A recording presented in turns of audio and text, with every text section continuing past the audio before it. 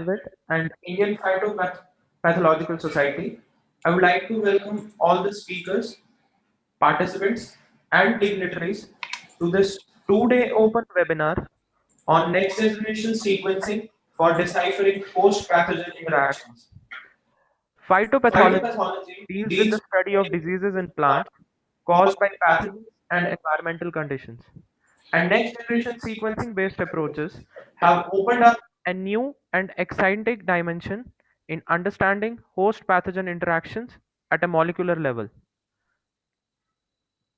Today's session is studied with talks from stalwarts like Dr. V.K. Baranwal, Dr. Divya Chandran, and Dr. Ondi Kumar, who have done distinguished research in the field of phytopathology, and we sincerely hope that the sessions would prove out to be a great learning experience for all the participants.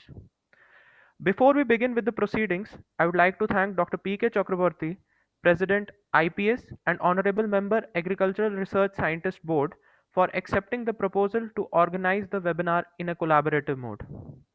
So, without wasting much time, I would like to invite Dr. Robin Gogoi, Secretary, IPS, to inaugurate the webinar and deliver the welcome note. Over to you, Dr. Robin. Yeah, thank you. Good morning, all of you. So, my respected dignitaries and participants, students, scientists, research scholars, and well-wishers. So, I, on behalf of Indian Phytopathological Society, being secretary, welcome all of you to this today's webinar. So, of course, both the days will be holding half-day mode, 10 to 1 o'clock, and tomorrow also 10 to 1 o'clock. And about the webinar, so there will be a brief. So before that, just I would like to just introduce about our society, Indian Phytopathological Society, so which very popularly we pronounce as IPS. So it was established in the year 1947. So that is the year of this country's independence. And after establishment by Dr. B.B. Munkur, 2 years in the year 1949, its registration was registered. And so we'd like to claim that this society is the third largest society among all these plant protection groups, because we have more than 2,200 live members, and all the members are very active and productive. They are contributing from their own capacity in different fields. And the society is this main motto or objective of the society is to initially at the time of establishment. So its motto was to study discourse on the mycology and plant pathology, but now it has been widened the fields. So apart from mycology and plant pathology, now we have entered into the molecular fields. And apart from this study, so dissemination of the this information generated by the different research scholars, and also time to time holding some of the conferences that at international level as well as national levels. And so far, the society has organized 7th international conference. The 7th one was organized last year in 2020 in the month of January. And more than 70 national conferences have been organized successfully by IPS. And our society being the mirror, because any publications are the mirror of any organizations. Similarly, IPS also this very timely bringing out some of the publications, most importantly, Indian Phytopathology. That is a journal, this quarterly journal, 4 issues we are publishing in a year. And this journal for last 2.5 years, we are publishing under this banner of Springer Nature. So because of which we are getting very wider circulation and high popularity. And apart from this journal, Indian Phytopathology, we used to publish this newsletter, IPS newsletter, which is named Indian Phytopath News. So where we used to flash all the important events, also success stories, and some of the information and some of the research news and some new findings also you can flash through this newsletter. And time to time again, we used to publish some of the books we offer, or we request some of the authors. We select some of the authors on a particular topic, so they are writing books, and under IPS we are publishing books also. So this is a brief about this. And our society within country having 8 different zones, 8 zonal chapters we are having. And this year also, all the zonal chapters are also holding some of the even zonal as well as national symposia. And in this year, so far, 7 zones have completed this symposia. Only one zone, this Western zone, will be holding this symposium in the last week of this month, February. And coming to this webinar, so as we know, this will be on the NGS news, this next generation sequencing. So we know that 150 years ago, DNA was reported or discovered. And after there was a silent period almost. After 75 years, only this purified DNA was actually put forwarded. That was actually extracted from one bacteria. And after 10 years only, very famous that DNA double helix, and this Watson and Crick, they have this discovered this DNA double helix. And after that, again, phase-wise in the next time, so Sanger sequencing we know. Means DNA we know ATGC, it is composed of nucleotide sequences like ATGC, and that sequencing started by Sangers. And that way, if we see the history, this is the first generation this sequencing, then we have entered into the second generation sequencing, and under second generation sequencing, we know this high throughput this sequencing methods have been developed from the year 2000. Now, again, we have entered into the another generation, that is the third generation, where so big data, large number of data are handling. And what are those data? How best we can utilize? How best we can interpret? So it is really a cumbersome and big deal. And such type of matters will be discussed in these 2 days webinar series. And as already mentioned, that there are 6 speakers will be, and today 3 deliberations will be there, and tomorrow also another 3. So we hope this webinar, 2 days webinar, will be very much successful. And in this case, I must take the name of Dr. Sushil Kumar Sharma. He is the scientist from this Manipur Center of ICR Research Complex for Northeastern region. He's convener, and another convener from Bionivid, which is the co-host of this webinar. So Dr. Abad Shah. So I hope this webinar will be a grand success. So thank you. I welcome you for this webinar.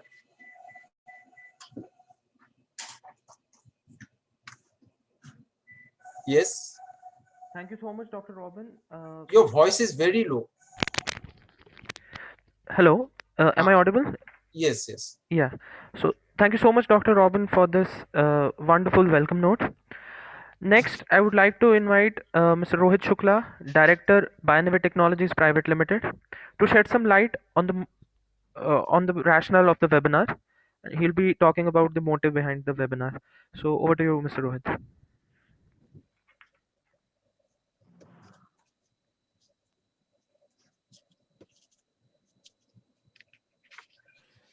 Yeah, very good morning to everyone. I would first like to thank the Dr. Robin Gogoi, Dr. Sushil Kumar Sharma, Dr. Kalyan Mandal from IPS, and Dr. Malkan Singh Gujjar from IPS, and all the dignitaries from and participants for the webinar. We very well welcome again. And This webinars, so indeed, opportune a moment to share and learn the current research trends going in the field of plant pathological. Am I audible now? Clear? Little bit loud actually. Your voice is little bit. You have to loud actually. Okay. I will just see. Yeah. Now it's clear. Hope it's clear now. Yeah, it's okay. Yeah. Thanks. So general webinars are organized and conducted for the students and researchers or the audience participants to gain insight and information that would remain effective in their research work and the career's path in that. Each topic and for discussion in this particular webinar that has just curated keeping the best interest of young researchers in consideration. The webinar brushes upon existing and benefit themes of genomics like transcriptomics and like a multi-omics approach also you can say, where Dr. Baranwal will be talking about multi-omics topics in terms of RNA-seq in pathogenomics and host and virus interaction studies and small RNAs and all these fields. So genomics has definitely, as Dr. Robin Gogay has mentioned earlier, genomics has really changed the way we do the research, current research, and all different findings that we are having. Voice is not coming. So I think there is some technical problem with the voice coming again and again. So I will, it's fine now.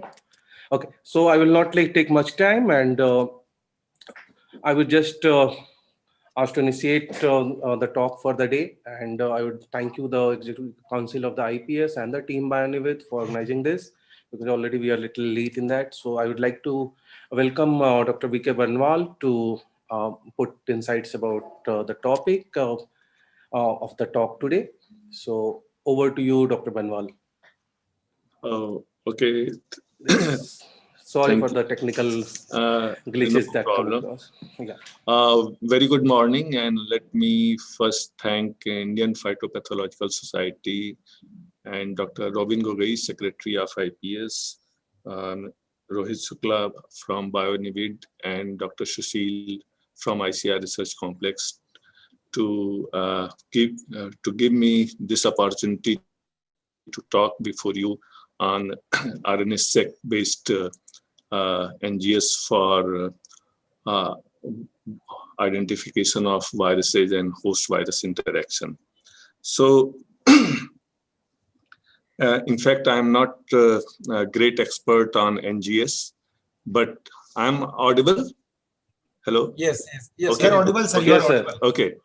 But I will highlight a little bit when we started our journey on NGS-based research for virus identification. It was about 8-9 years back when Dr. R.K. Jain, the then head Division of Plant Pathology, asked us to use RNA-seq to understand the etiology of an important disease in purdabean, that is purdabean leaf crinkle disease.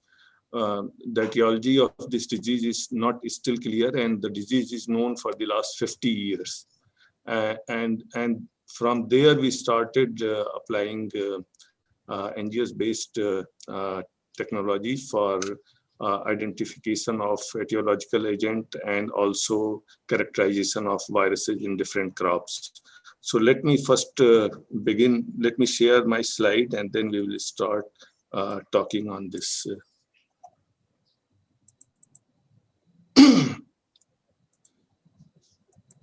Is it Yes. on the screen? Okay. Yes. Visible. So, since the topic is on pathogenomics, and it is nothing but genome sequencing of pathogens, and it uses high throughput screening technology and bioinformatics to study the encoded microbe resistance as well as virulence factor. So pathogenomics is a term which is largely used for microbial screening for genome sequencing as well as virulence factor. And it is generally used to discriminate between pathogens with greater sensitivity and often more specificity than the methods which are currently available. In case of plant viruses, it has been mostly used to identify pathogens and to obtain information on their diversity.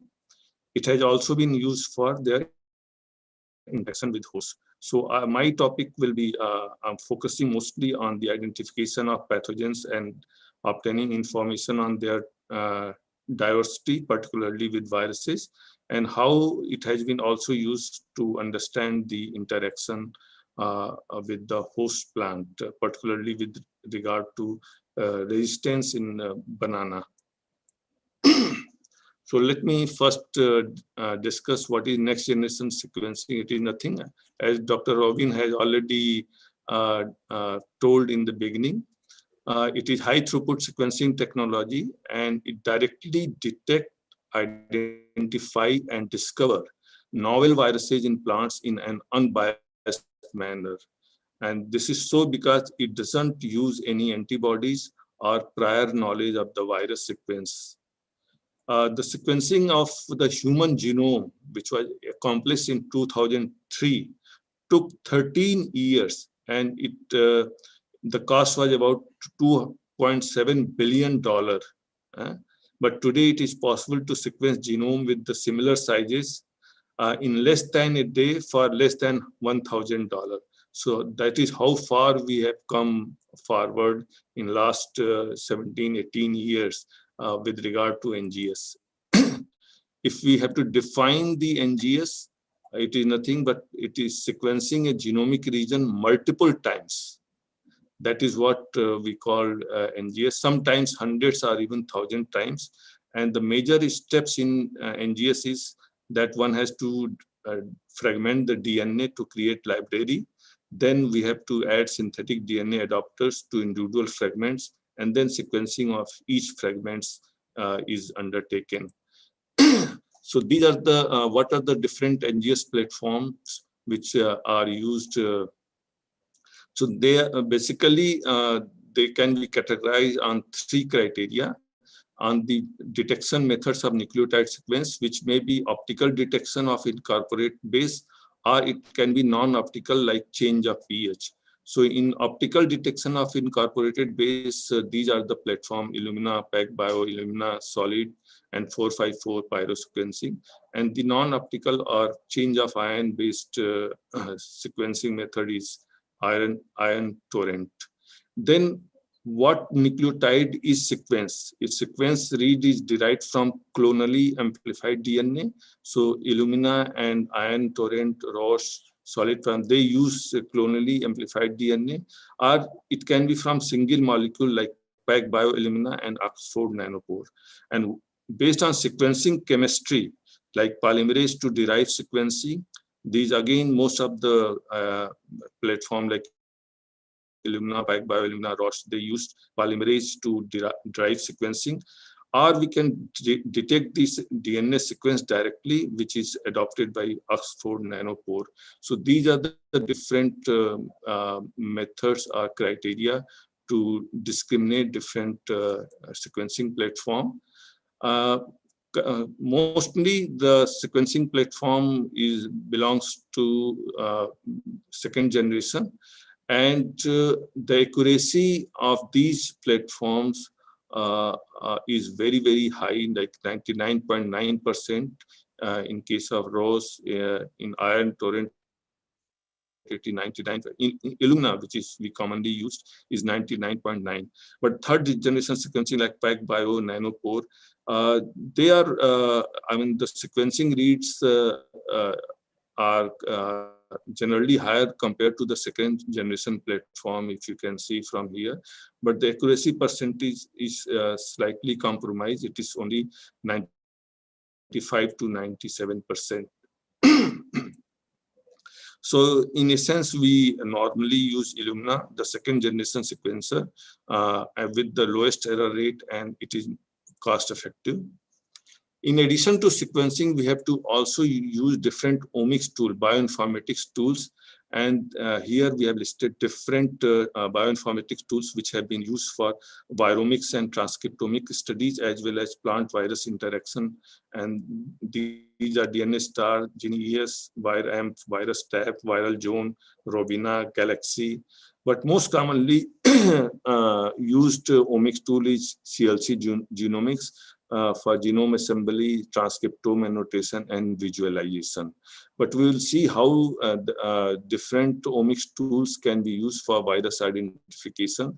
And it is not necessary that only one tool will be enough to understand the virus population in a plant. That we'll see little later. So this here is a picture just before we go into the into further details, how viruses replicate, or what are the different types of nucleic acid which are associated with the plant viruses. So you can see the plant virus genome consists of single-stranded DNA, single-stranded RNA, double-stranded RNA, double-stranded DNA, but all replicate in the host system, either in nucleus or in the cytoplasm, through messenger RNA or small interfering RNA. So these are the different, they also make dsRNA, and from dsRNA they make a small interfering RNA. So these are the different types of nucleic acids which are associated with virus in the cell system, and these can be exploited for the identification and understanding the virus population in the plant. So in principle, NGS techniques such as RNA sequencing and small RNA sequencing yield short sequences of viral RNA or small RNA entity in the plants for in silico assembly to generate longer sequences, which are called contigs, and that facilitate blast-based or blast-independent annotation of the plant viruses. So in nutshell, what is done in NGS, that you go for RNA sequencing, you check the RNA quality, you go for quality control of raw reads, then you have to remove the host reads, and then you identify the known viruses. You can also identify the novel viruses based on plant and virus sequence databases, and then you can find out how many viruses are there in a plant. So the first example of application of NGS came in 2009, when in a single gray point plant using long read sequences, presence of rupestis vein feathering virus and a new Marfee virus, gray point Saida virus 1 was demonstrated. Similarly, in the same year, Adam et al. Determined the sequence of papillomosaic virus from tomato and identified a new member of the Cucumo virus genus, gay feather mild mottle virus, from a diseased Liatris plant. In 2009, Cruich et al., what they did, they inoculated sweet potato plants, and then with the two viruses, and then they use short read sequences of approximately 24 base pair, and they got the full genome length of inoculated viruses like sweet potato feathery mottle virus and sweet potato chlorotics. But what was surprising, that in addition to the full genome of inoculated virus, they could also find out the unknown viruses belonging to Betna virus and Mastery virus genera in the sweet potato plants. So one can see that the NGS-based sequencing, NGS can be used for identification of not only known viruses, but also unknown viruses in the plant. So these three studies clearly indicated the usefulness of NGS technology to identify known viruses and to discover possible new viruses from the disease plant material. And since then, a large number of publications have come using total RNA virome, like peach RNA virome was used to detect viruses in 6 different peach cultivar, which appeared in scientific report. Pepper virome was done, and that was published in 2017 in BMC Genomics, and in Frontiers in Microbiology, high throughput sequencing and virome study was done for grapevine leaves. Similarly, for small RNA virome has been used for detection of viruses, not only in grapevine, but also in other plants. So when we started working on NGS technology in 2012 and 13, so we initially thought to use this technology for detection of etiological agent causing urdhvene leaf crinkle disease, and we use small RNA sequencing. Uh, when we use small RNA sequencing, so what we did, that small RNAs were isolated on Illumina high-sec 2000 platform. Reads shorter than 50 nucleotide and longer than 55 nucleotide were discarded. Analysis of raw data was done using CLC Genomics Workbench, and a total of 1,018,000 1 crore 18 lakh 16,407 base pair and 96 lakh 49,083 lakhs reads were obtained in three samples of mung bean and urd bean, and host-derived small interfering RNAs were subtracted using the soybean genome, because we did not have the genome of urd bean at that time. All the reads which were mapped to the genome of soybean were removed, and the remaining reads were assembled into the contigs. And based on this assembled contigs from symptomatic urd bean and mung bean and healthy urd bean, we could identify three viruses: cowpea mild mottle virus, groundnut bud necrosis virus, and soybean yellow mottle mosaic virus. So among these three, two were previously reported in these crops, but cowpea mild mottle virus, which is a Carla virus, was detected for the first time. And this is a white fly transmitted virus in a non-persistent manner. So this was the first report of association of a Carla virus in these crops. But we could not get full genome. You can see this is the full genome of Carla virus, and we could get small genomic sequences in the different part of the whole genome. And based on, then we did PCR amplification to confirm this virus. And we found based on the coat protein gene, we characterized this virus, which was closely related to a virus from USA and from Africa.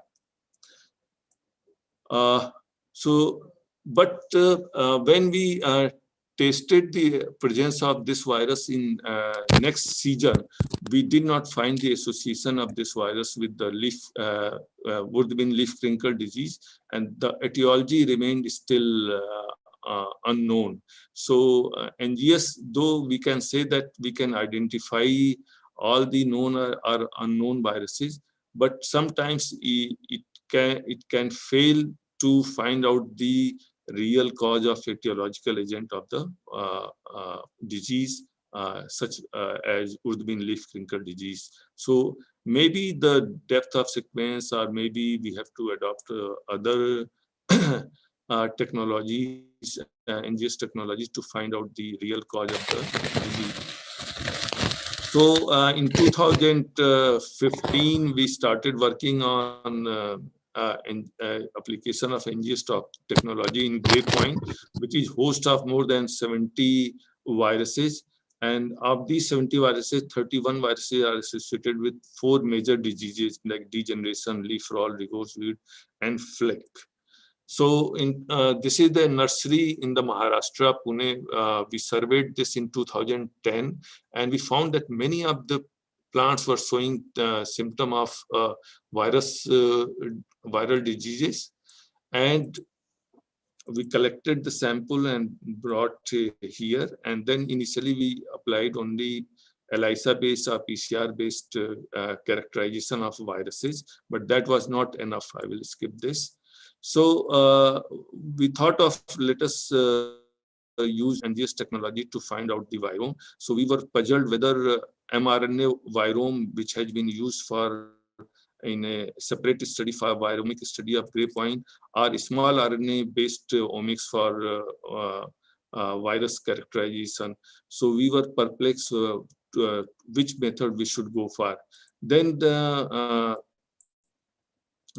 what tissue we should use for viromic study, whether leaf or fruit fruit peel.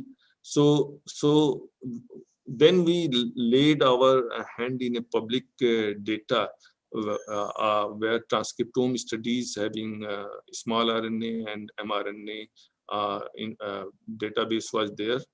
And then we compared the virome profiling, and then we did virome profiling and whole genome reconstruction of viruses and viroids by comparing the mRNA and small RNA sequence databases. So this is the pipeline. There were 3 cultivars: Bangalore Blue, Dilkus, and Red Globe, and there were 2 tissues, fruit peel and young leaves. And library preparation was done for mRNA and small RNA, and total 12 mRNA and 12 small RNA libraries were there.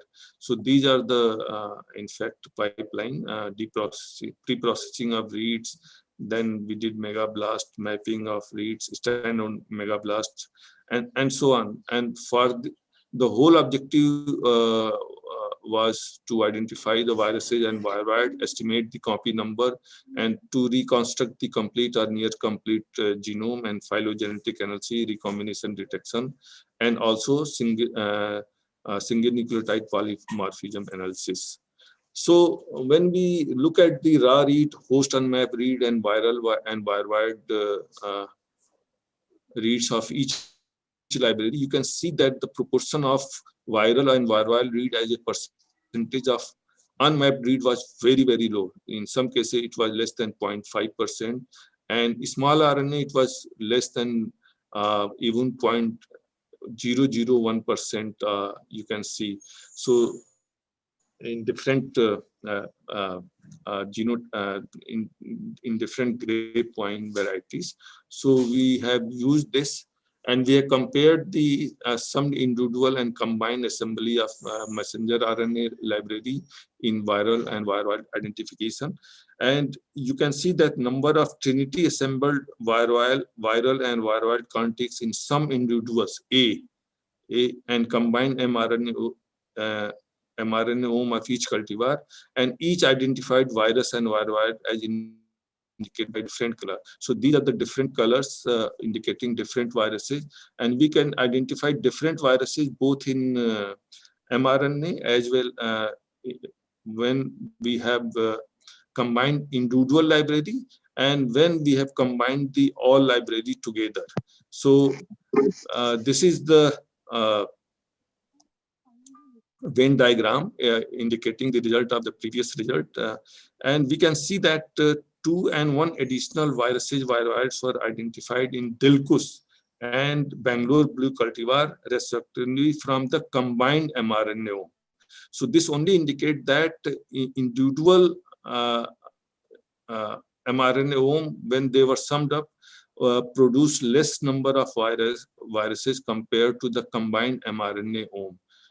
This is very clear here. You can see in Dilkus here 10 viruses, here in Dilkus it is only 8 viruses. In Bangalore Blue here it is 5 viruses, here it is 26 viruses. And similarly, comparison of summed individual and combined assembly of small RNA libraries was done. And you can see that we could identify more or less similar number of viruses in both small RNA individually summed and combined small RNA. So here is the result in Venn diagram. Here also 2 and 1 additional viroids were identified, but in different cultivar like Red Globe and Dilkus cultivar respectively from combined sRNA. But if we compare the combined RNA were better than some of individual RNA in viral identification.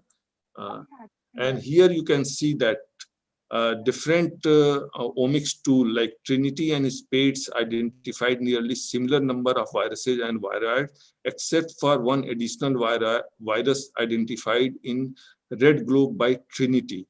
So this only shows that we have not to depend only on one omic tool, we have to use multiple omic tools.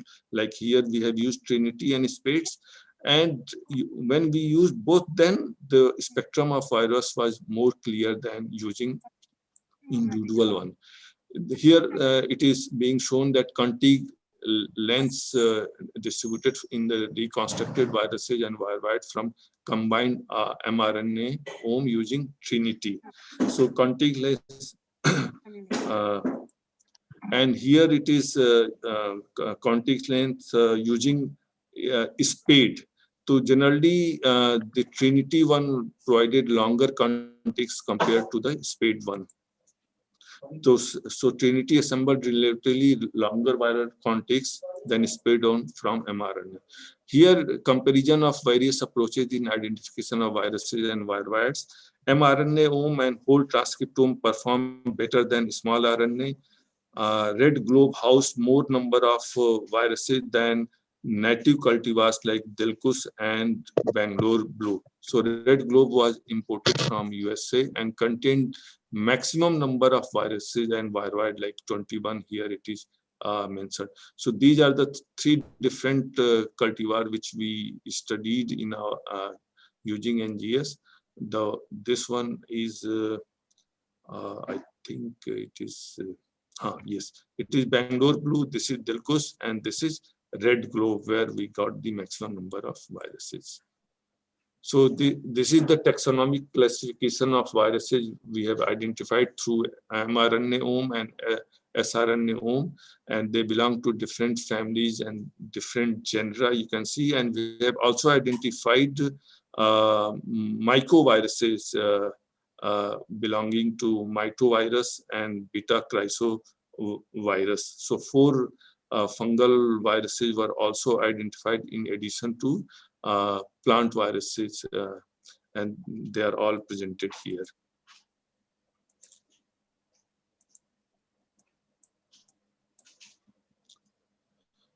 So GLRV, grape leaf roll associated virus, grape virus A, B, and GYS viroid and hop stunt viroid were identified in all cultivars, and proportion of viral and viroid contigs in each mRNA and small RNA. You can see that the percentage of reads were higher in mRNA compared to small RNA. Proportion, yeah, I have already said. And this is the genome construction of viruses and viroid in different cultivars. So you can see that the size of viral genome range from about 18 kb for in GLRV3 to about 6,730 for GRFV virus. We also identified a DNA virus.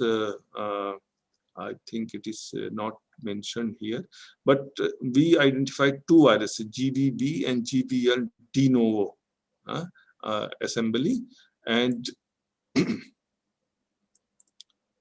and we also got the variants in reconstructed viroid genomes. You can see that large number of variants were detected in red globe GRV-FV, about 168, followed by red globe GLRV3, where 117 variants were found, indicating the quasi-species nature of these viruses. So these are indicating variants in a particular virus. And we also found recombination events in 3 viruses of grapevine leaf roll associated virus 3 infecting Delcus, GLRV3 infecting red globe, and GLRV4 infecting red globe. Among the 8 reconstructed viral genome, recombination events were detected only in 3 genomes, all of which were pertain to GLRV. So in conclusion, the red globe cultivar is an introduction from California and had the maximum viral load in our study compared to native cultivars like Bangalore blue and Delcos.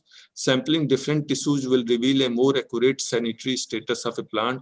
mRNA-OME and whole transcriptome identified nearly similar virus population.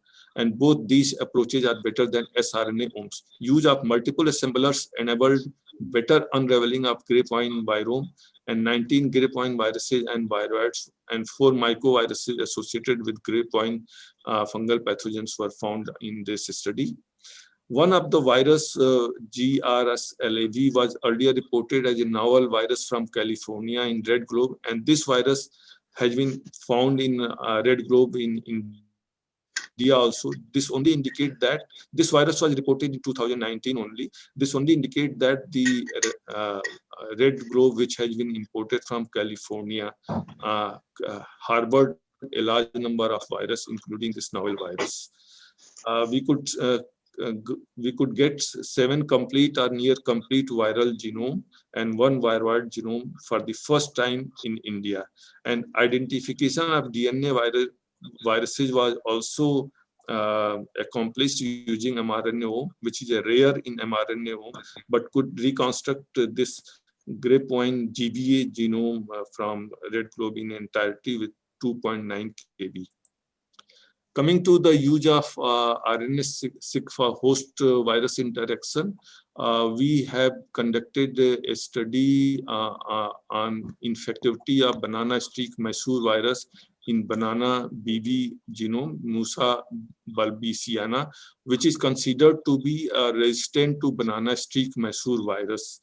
But when we did agroinoculation of banana streak Mysore virus, we could see the symptom after 9 months compared to the symptom expression in other banana genotype which appeared after a month or so.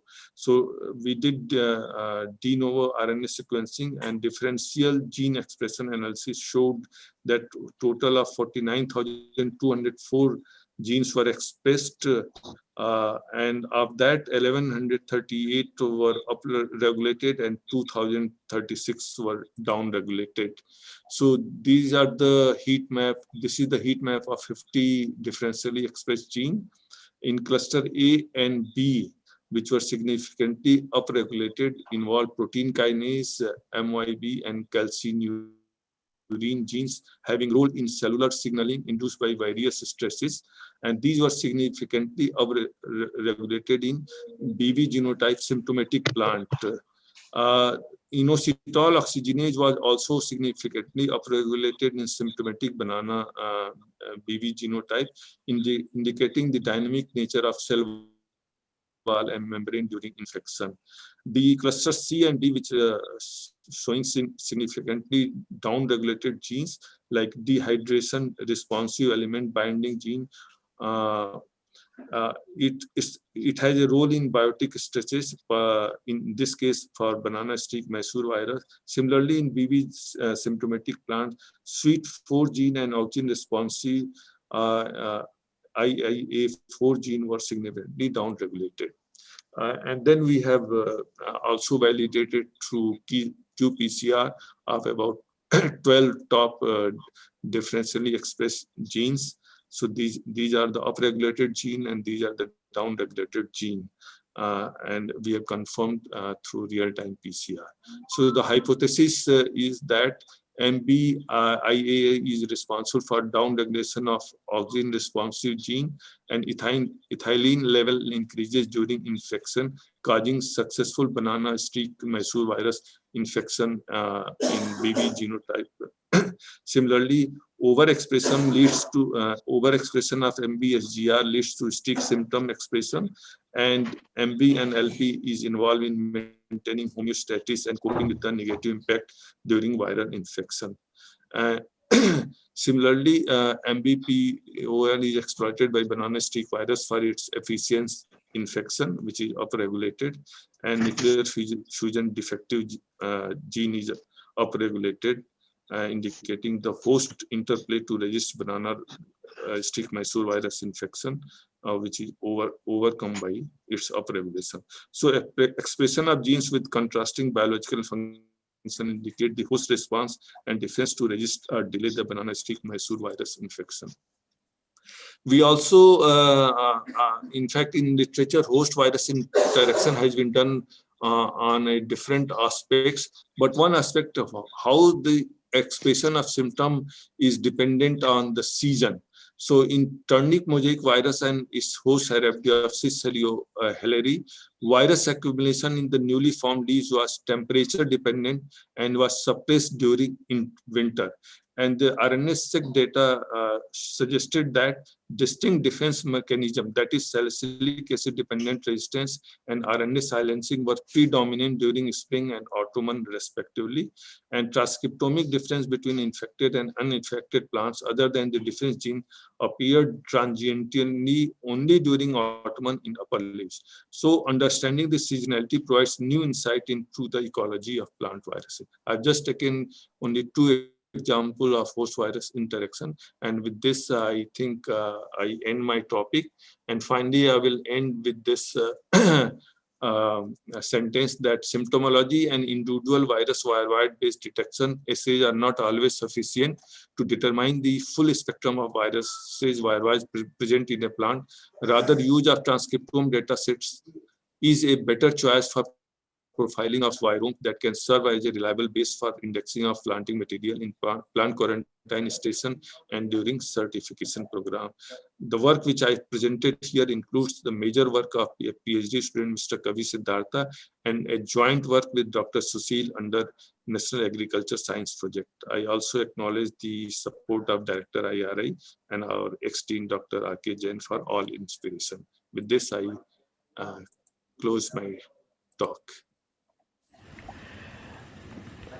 Thank you so much, Dr. Baranwal. Yes. RNA-seq is a powerful NGS-based technique that has made understanding and quantifying gene expression samples at a particular point of time quite feasible and accessible. And the application of the same in understanding gene expression changes in both host and pathogen, virus in SARS case, was beautifully and in a very lucid manner explained by Dr. Banwal. Dr. Baranwal, apart from his regular research duties, dons multiple hats with aplomb. He's a professor of plant pathology at IRI ICR, in charge of Advanced Center for Plant Virology, member of various national and international level committees, and whatnot. With more than 100 publications to his credit, it was really a pleasure for all of us to be a part of this session. Thanks a lot, Dr. Baranwal, for sharing your time and knowledge with everyone in attendance. Also, I would like to declare the forum open for question and answer. Uh, we have received a few questions in chat, sir. With your permission, I would like to take them up. Yes, yes. So, Dr. JP Rath has asked a few questions in the chat. His first question is, how much RNA sequencing method holds good against Sanger sequencing? Oh, okay. Sanger sequencing is called as first generation sequencing, and the rate is where you can do sequencing up to 300 to 400 base pair, and it is time taking. As I said in the beginning of type, NGS is a multiple time sequencing. And there you do sequencing only once of the target sequence. That is the basic difference. Hello? Yeah, yes, sir. I hope it answers sir's query. We have uh, another question from him. He's asking, which commercial tool do you recommend? Commercial tool means what? Could you? I think he's talking about the assembly tools, CLC workbench kind of tool. If you have heard my talk, of course, CLC genomics is most commonly used, but for different, like small RNA, for mRNA, different omics are used, okay? And if you use different omics, you will get better result than using only one. Like in addition to CLC genomics, we have used SPADES, we have used other bioinformatics tools. Okay, so one need not to rely only on one omics. That is my message. Okay. He's at this time, sir is asking about the specificity of Trinity, the tool, which you have used for RNA assembly, sir. Specificity means I think Dr. JP Rath, if you could elaborate a bit on this. And his final question is, what is the minimal cost of sequencing 800 bases RNA? 800 base RNA sequencing. I mean, sequencing for routine work, I think it only costs 500 to 600 rupees these days. For NGS, it is different. Bionivid can tell better than me.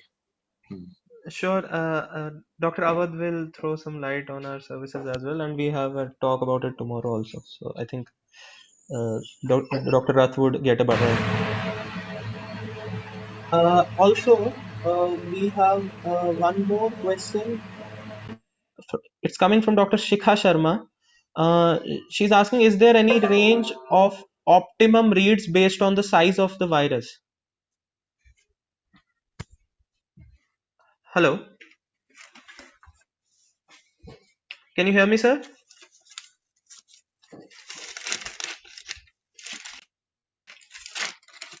Hello.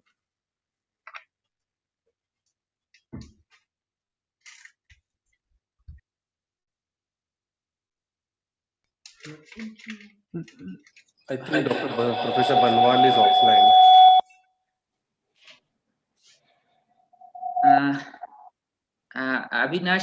Mr. Avinash, actually, I think sir has lost the connection. I just received a call from him. Okay. So I think from Bionivid side and our side, we can answer the remaining questions. Okay. Am I audible? Yes. So we can answer the remaining questions because I think they have lost the connection. There was some power failure. So I would invite Mr. Rohit to kind. Dr. Shikha has asked some question. You repeat that? Yeah, I'll repeat that. Yeah. She's asking, is there any range of optimum reads based on the size of the virus? Usually for viruses, for getting the full genome of the viruses, when we use total RNA, I think Dr. Rohit may mention, I think 30 million reads will be enough to recover the full genome or reconstitute the full genome of the virus. And as far as read length is concerned, you can go for mRNAome where we can have 150, around 150 base pair reads, and we can also have small RNAome where we can have a smaller reads like 20 to 25 bases.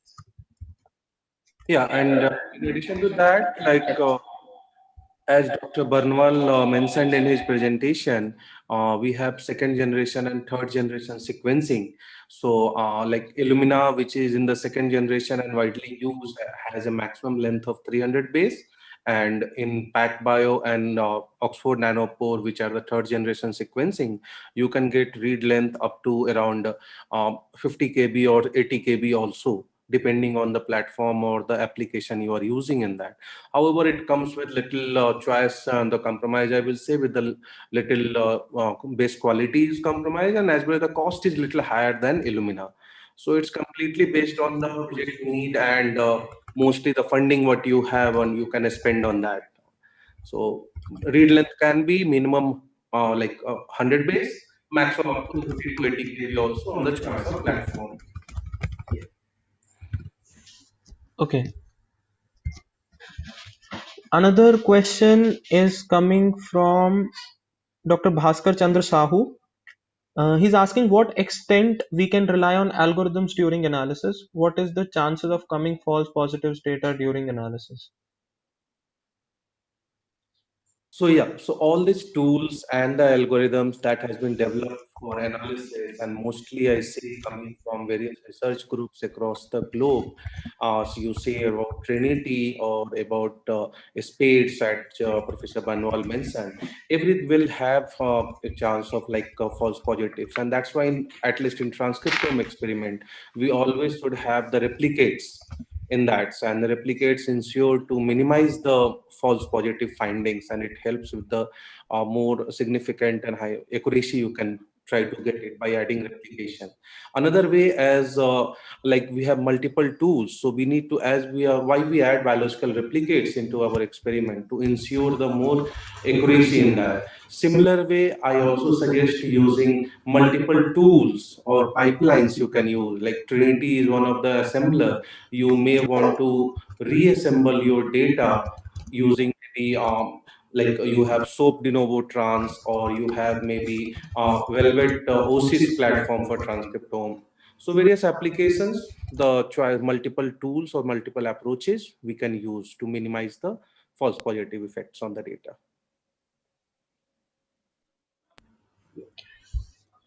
Okay, we have a question from Dr. Swati Chakraborty. She's asking, during RNA-seq, will the data consist of the whole sample or only of the desired part as required? Uh, The gist of question, RNA data consists of the whole sample or only the desired part? See, when we are doing the RNA sequencing, we are trying to sequence, we take the total RNA, and we have the two approaches for sequencing. One is the oligodeity-based enrichment, and another is the ribosomal RNA depletion-based. So we in NGS, we have sequencing using two things. So like either you sequence the long RNA or you sequence a small RNA. So that's the only difference. Otherwise, the total long RNA we expect it to come. However, based on certain platform differences in terms of like Illumina will have certain coverage. So 89-90% coverage we can easily expect from the total expressing RNA using Illumina or any other platform. Certain cases where people go for the hybrid sequencing approach, where they sequence using a short read Illumina also and long read this PacBio and Oxford Nanopore to ensure higher coverage in that. But definitely not 100% is covered in the all the things. But more than if you merge both the platforms, long and short read such a hybrid sequencing, definitely you can expect a very like more than 90-95% of coverage in your data.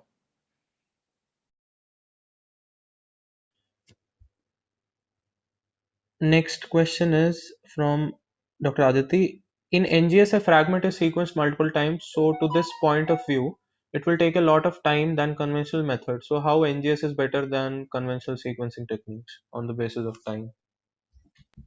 Yeah, so as Professor Banwal has mentioned in his talk also, at the end of the talk answering the previous question, like NGS, you are sequencing one of the fragment, one molecule you are sequencing and at a certain base using the primers that is amplifying the product and that you are sequencing in that. That's the conventional way. However, NGS, when you are reading certain things again and again and multiple times, it adds to the more accuracy and try to add more coverage to that. So NGS, and another thing is NGS is for I will say the global view of the total RNA you can sequence at one shot.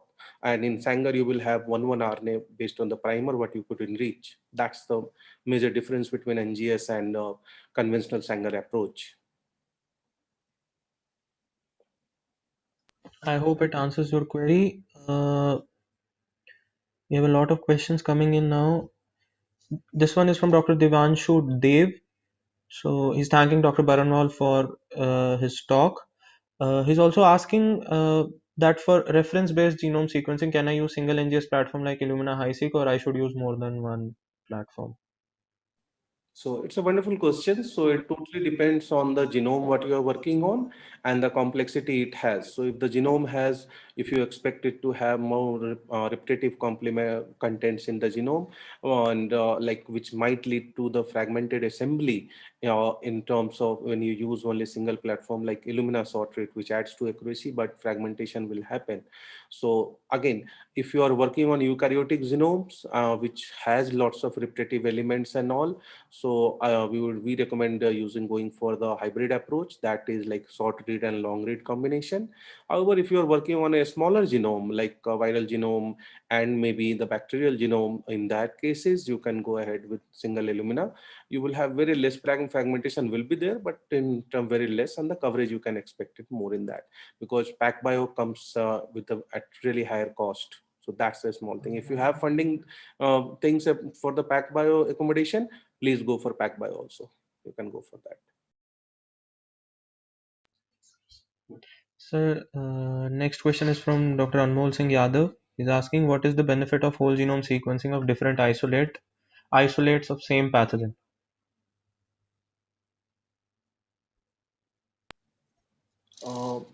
So here it's like different isolates of same pathogen sequencing. Definitely it's the same different isolates. You can try to find out the variation based on the environmental condition or the source of the viral isolation. So that you can find out some genetic variation you can try to identify.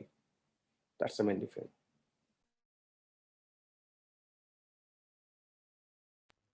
We have Dr. Riti Verma. In deep sequencing, why only 1% original sample is taken? I didn't get the question. I believe 1% of original sample means what? Generally, we take a certain requirement. We have the total RNA, and we take the certain nanogram, and that represents the whole RNA. We are taking a small concentration and a small percentage from that, but that represents the whole RNA what you have. So it's not about the total thing. So whatever required for sequencing, we take up that part for sequencing. One last question which I missed. It was from Dr. Divyanshu only, who had asked about the platform choices. He had an add-on question in which he was asking, sir. Sorry, one question that I missed was an add-on question from Dr. Divyanshu. He was asking, as you said, we required biological replicates. Is the same also required in reference-based sequencing also?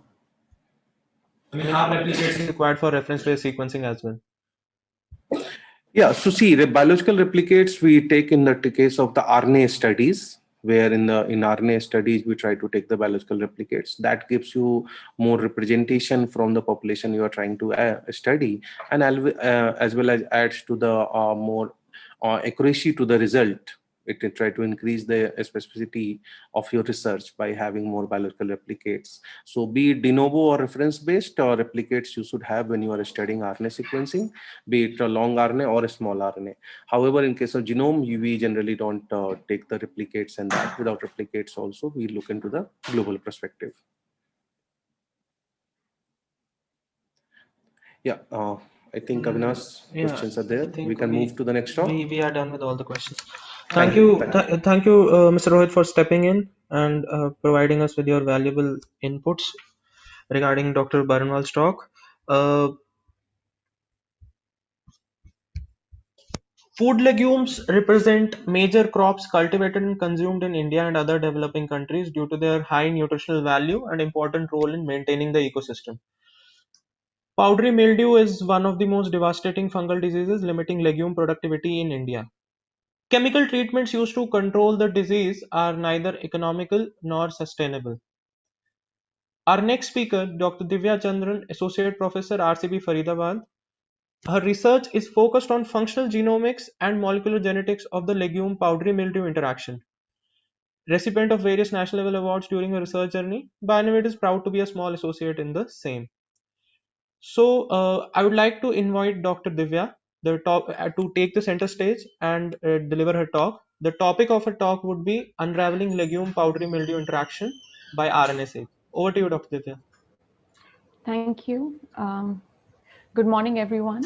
At the outset, I'd like to thank the Indian Phytopathological Society and Bionivid for inviting me and giving me an opportunity to share my research work with all of you. So I'm a plant biologist by training. I don't have any formal training in NGS, but I have been using NGS tools, particularly transcriptomics, to understand the molecular interplay between a fungal pathogen, which is commonly known as powdery mildew, and the leguminous host plants that it infects. And our long-term goal in my lab is to use the knowledge gained from these kinds of experiments to be able to develop novel biotechnological strategies to control this devastating disease. So today, I'll be talking about this fungus, which is powdery mildew. So the powdery mildew Ericephale pisci is a significant fungal pathogen that limits legume productivity of both the crop legumes such as pea, lentils, and fava bean, as well as forage legumes such as Medicago truncatula, alfalfa, and vetch. Now, this fungus belongs to the family of filamentous ascomycetes, and it infects only the aerial parts of the plant, such as the leaves, stems, and in some cases the fruit. And it produces a characteristic disease symptom, which appears as a white powdery coating on the surfaces of the infected parts of the plant. A very important feature of this fungus is that it's a true obligate biotroph, which means that unlike necrotrophs, which feed off dead tissues, these pathogens can only infect and propagate on living host plants. So traditionally, as it's already been mentioned, this disease has been controlled through the application of fungicides. However, this is not an economical nor a very environmentally sustainable approach. Also, fungal resistance to these pesticides is an emerging problem. So an alternate and more sustainable approach is to breed for genetic resistance in plants. But so far, only 3 resistance genes have been identified in pea, of which ER1 has been extensively used in breeding programs. However, a breakdown in ER1 mediated resistance has been reported, and this can lead to a problem because of pathogen counter-evolution. So there's a need to identify new sources of resistance, and for this, a better understanding of this host pathogen interaction is very essential. So if you look at the typical life cycle of the powdery mildew pathogen, it is divided into 3 main stages. When the conidium lands on the surface of a leaf, it germinates, produces a germ tube, and at the tip of the germ tube, it produces a flattened lobe-like structure, which is known as the aprosorium. And through this aprosorium, it penetrates the host cell wall. And this stage, the penetration stage, typically occurs between 9 to 12 hours post-infection. Now, if the penetration is successful, then the penetration peg invaginates the host cell plasma membrane and develops into a specialized infection structure, which is known as the hostorium. So the primary hostorium fully develops by about 24 hours post-infection and is the main site through which the pathogen secretes virulence molecules known as effectors into the host cell in order to suppress the host immune system. And it's also the specialized feeding structure through which the pathogen obtains nutrients and water from the host. So this allows the pathogen to then grow further and produce extensive superficial mycelial networks, as well as secondary hostoria. And by about 5 days post-inoculation, the fungus reproduces asexually to produce conidiophores, which bear these conidia at their tips. And this is what gives the disease its white powdery appearance. These conidia then readily disperse by wind to initiate new infection cycles. So to study this host pathogen interaction, we have 3 major objectives. The first one is to identify host resistance factors that limit the growth of the pathogen. For this, we are interested in identifying factors that limit the penetration of the pathogen, as well as sugar-related mechanisms that could be involved in resistance. The second major objective is to identify host susceptibility factors. That is, host factors that promote sporulation of the pathogen, with the idea being that if you can limit sporulation, you can limit spread of the disease. And also factors that are hijacked by the pathogen for host immune suppression. And the third major objective is to identify the virulence molecules known as effectors that are secreted by the pathogen, which may play a role in host immune suppression. So when I began my lab about 5 to 6 years ago, we decided to start asking our questions or addressing these objectives by using NGS techniques. And for that, we used both P and Medicago as model pathosystems. So particularly, we use transcriptomics as a first step towards elucidating the molecular mechanisms underlying this interaction. So when we surveyed the literature, we found that microarrays, particularly cDNA, oligoarrays, and even qPCR arrays have been used to study this Medicago powdery mildew interactions. However, there have been 2 limitations. One is that with microarrays, you can only have you can only capture the changes in gene expression in a few number of genes. As you can see here, maximum 16,000 genes. And also in many cases, these genes were user defined. For example, in the 1000 qPCR arrays, they only spotted particularly transcription factors. And the second limitation is in these microarrays, only the changes in the host gene expression was captured. There was no information available for the pathogen genes. Secondly, NGS tools and other omics tools such as proteomics have been utilized to identify these virulence molecules from the pathogen powdery mildew species that infect other host plants such as barley, wheat, Arabidopsis, as shown in this table.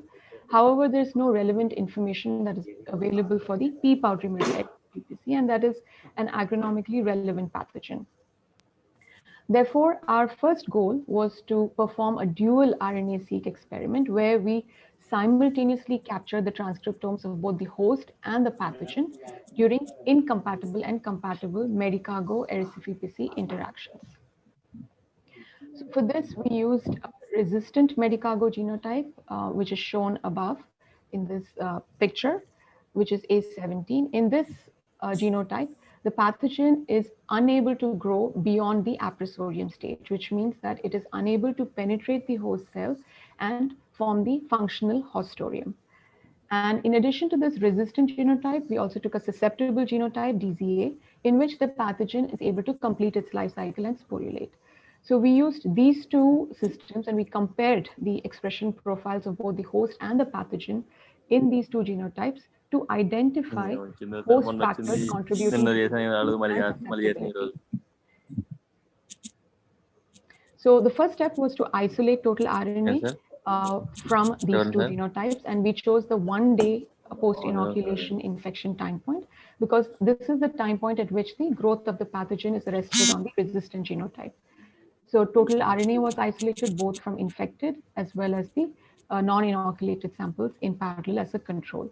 So as you can see here, the inoculated samples would contain transcripts of both the host and the pathogen, while the non-inoculated would only contain transcripts from the host.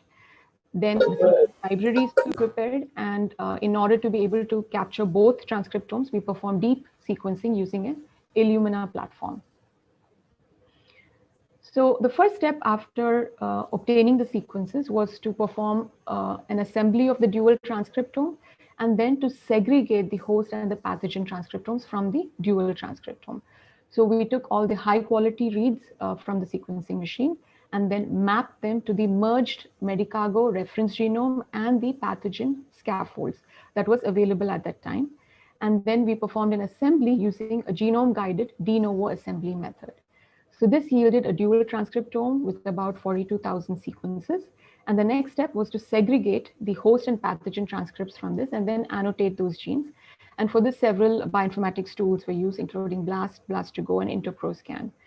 So using this approach, we were able to obtain about 28,000 host transcripts. That is about 99% of the dual transcriptome was consisted of these host transcripts, while only about 0.5% contained the pathogen transcripts. And this was not surprising to us, even though we had performed deep sequencing, was because we had picked a very early time point where we had very little amount of the pathogen.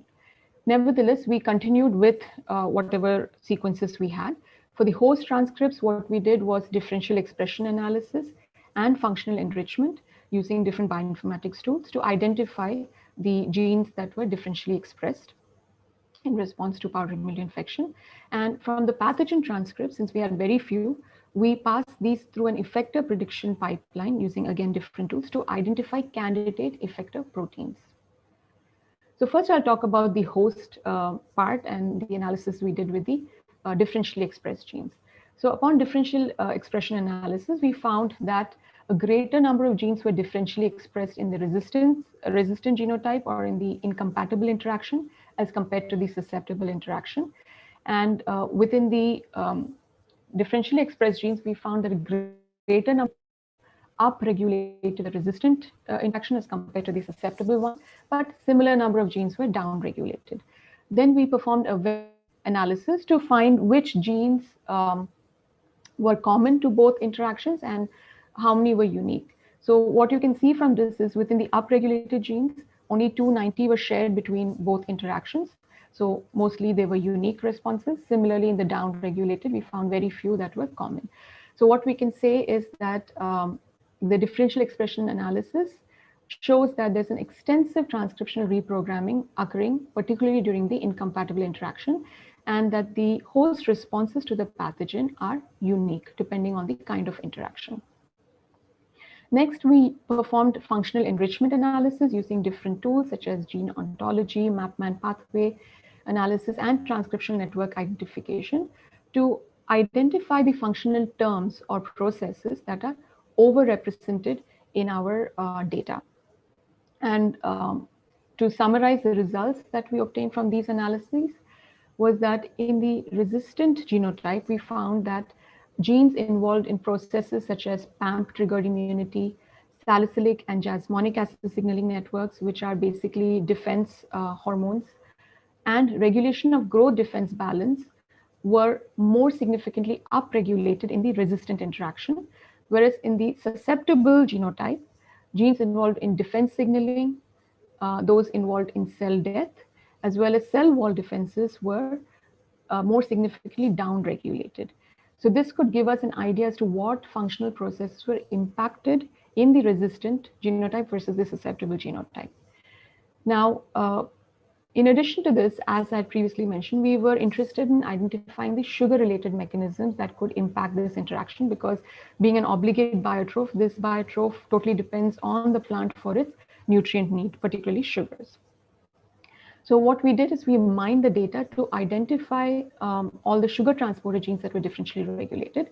And what struck out was that we had one sugar transport protein gene, STP13, which was differentially regulated in the resistant and susceptible genotype. So STP13 was more highly upregulated in the resistant genotype as compared to the susceptible genotype. So we wanted to see or study this aspect a little more. So before getting into how exactly we did that, I just want to give a brief introduction to the sugar flux and signaling that occurs during plant pathogen interactions as a background.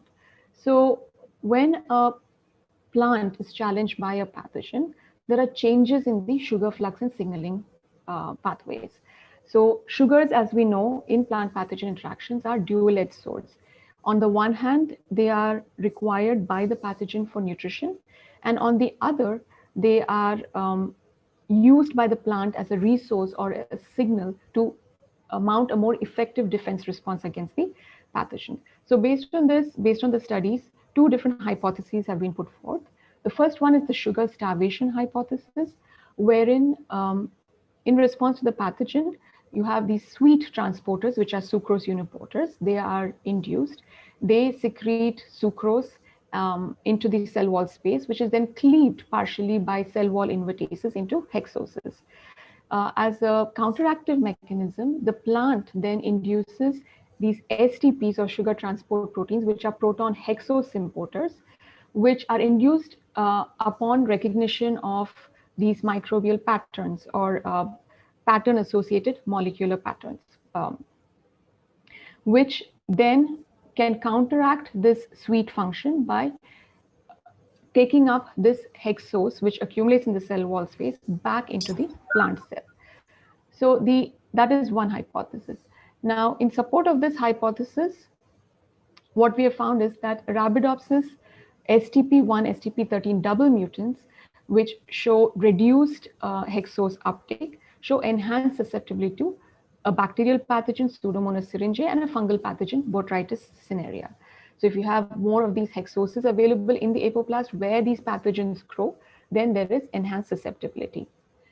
In the second hypothesis, which is sugar signaling, you have signaling events that are mediated by STP, perhaps due to its interaction with certain pattern recognition receptors such as FLS2 and BAC1, which can signal an infection and trigger a defense response.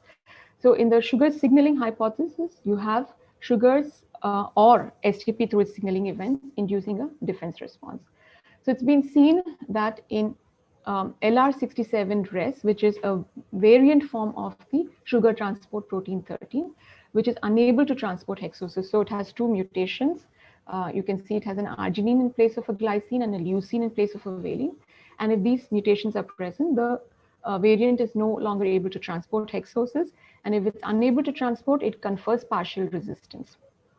So these two hypotheses, it is important to note that they are not mutually exclusive. They could either occur at the same time or at different times during infection. However, from this data that is available, what we found is that this led to what is known as the STP13 conundrum. So why is the effect of inhibition of STP13 sugar transport activity either through a mutant or through expression of a variant form of this STP13 showing opposite pathogen phenotypes? In one case, you're seeing enhanced susceptibility. In one case, you're seeing enhanced resistance. So in an attempt to resolve this conundrum, what we did is we decided to study the expression and the function of this family of genes, that is the STP, a little further in legume powdery mildew interactions. So there are 30 STPs in Medicago, and out of which we found that 12 showed either basal expression or pathogen-induced expression in leaf tissues. And when we challenged these leaf tissues with the powdery mildew pathogen Erysipecae, we found that 4 of them showed induced, more than twofold induced expression. And further, when we looked at a temporal expression analysis, we found that STP 13.1 shows the largest expression change in response to Erysipecae. You can see that it shows increased expression as early as 24 hours, but more dramatic upregulation at 72 and 120 hours post-inoculation. And this pattern of expression was mirrored by the defense marker pathogenesis related 10, which also shows a similar upregulation in response to infection, particularly at these later infection time points. In addition, we found that STP13 is induced by a fungal PAMP, which is chitosan. So all this points to the fact that STP13 may be involved in a basal defense response against this pathogen. Now, before we proceeded into the functional characterization, we wanted to screen a collection of Medicago germplasm that is available at the Medicago HapMap website to see whether the LR67 type mutations are naturally present in any of these germplasm. However, we did not find any of these mutations, and all of them were similar to the wild type. So what we did is we introduced these 2 mutations, that is the arginine at 144 and the valine or the leucine at the 388 position, and then studied the functional properties of both the wild type and the mutant protein. And for this, we used a yeast mutant, which is deficient in all 20 hexose transporters. So when we transform this yeast mutant with the wild type protein, we were able to see growth complementation, indicating that it was able to transport different hexoses. Here I'm only showing glucose as an example. But when you introduce this mutation, that is the G144R, either alone or in combination with the second mutation, the mutant is no longer able to complement the growth defect. But the single V388L is similar to the wild type. So this indicates that the G144R mutation impacts the transport activity of this protein to a greater extent. Also, this mutation impacts it. So the protein is not mislocalized. It is actually localized similar to the wild type protein at the host cell plasma membrane. So it's not due to the mislocalization, but due to its function, hexose transport function. Now, this data was further verified by performing 2 uptake assays, which is a fluorescent glucose analog. So if you see glucose, green fluorescence within the cells, that would indicate that glucose has been taken up. So again, similar to the growth complementation assays, we found that the G144R mutation or the double mutant was not able to take up glucose. Then we know that STP13 is a hexose proton symporter. So to be able to prove that, we treated these cells with a proton of 4, which disrupts the proton gradient. And when we do that, the wild type protein is no longer able to transport glucose, showing that it is indeed a proton hexose symporter. We also confirmed the implantar localization of these proteins using by transient expression in Nicotiana benthamiana. We found that both the wild type and the mutant protein co-localized with a plasma membrane marker at the plasma membrane. So the next step was to see if we alter the expression of STP13, what would be the impact on pathogen growth. So the first step was to knock down the expression of STP13, and for this we used a WIGS-based vector using the P. early Browning virus. So when you silence this gene, you find that there is enhanced growth of the pathogen. So we quantified the fungal load by quantifying the abundance of the 18S ribosomal RNA, and we found greater fungal load in the silenced leaves as compared to the control leaves. And then if we wanted to see which stage of pathogen growth is affected, for this we perform microscopy experiments. And we found that when you silence this gene, there is enhanced hyphal growth. So you have colony formation with more than 3 hyphae in the silence leaves as compared to the controls at 3 days post-inoculation. And when we continue this experiment until 8 days post-inoculation, we could see that in the case of the silence leaves, there was denser mycelial network, as well as appearance of some asexual reproductive structures, which are the conidiophores, which was absent in the control leaves. So this indicates that knockdown of STP13 actually enhances the powdery mildew susceptibility, again indicating that it may play a role in basal defense. In contrast, when we overexpressed the wild type as well as the mutant form of this protein, we found in both cases, when we overexpressed, the pathogen load significantly decreased. And this decrease was more pronounced when we overexpressed the mutant form. Again, when we looked at the growth stages, the impact on the growth stages, we found that a greater percent of conidia were arrested at the aprosorial stage in both the overexpression lines as compared to the control. And again, a more pronounced effect, as you can see here in the quantification, was observed when you overexpress the mutant form.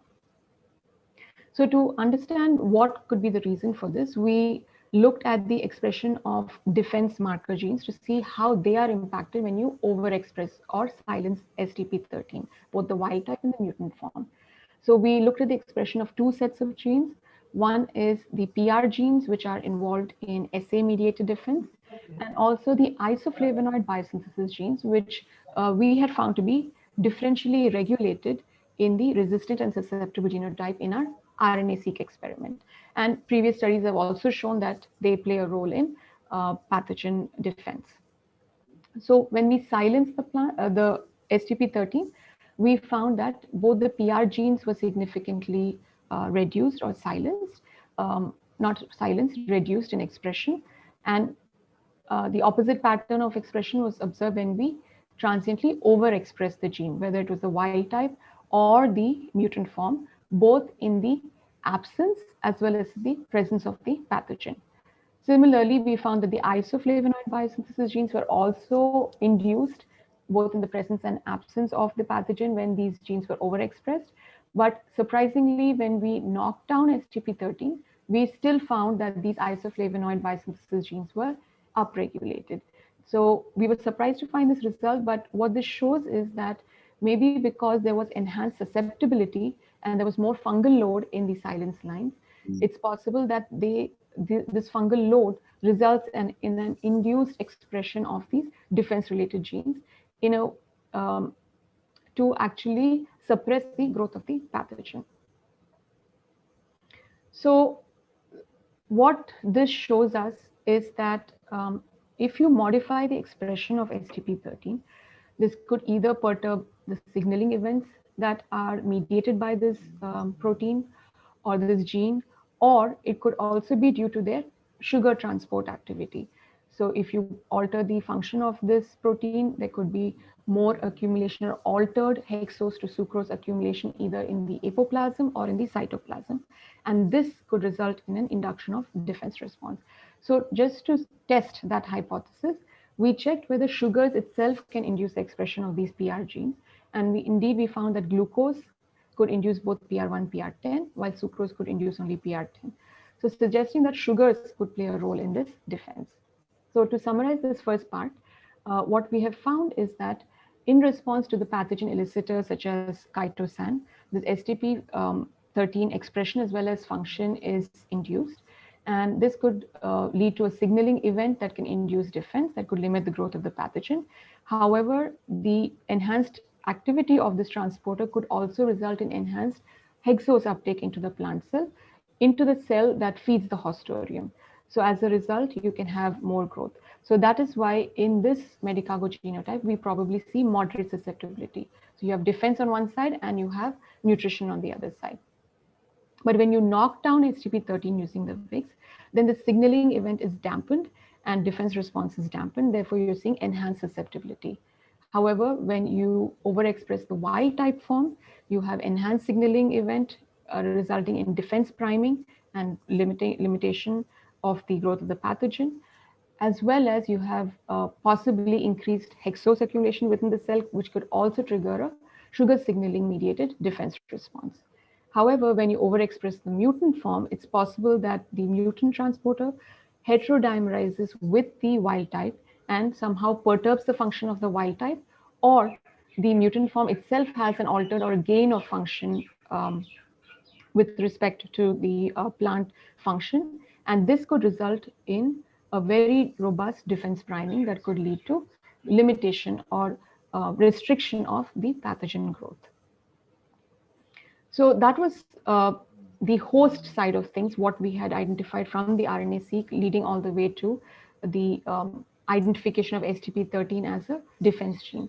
But we had done a dual RNA-seq, so we wanted to see what happened with the pathogen transcripts.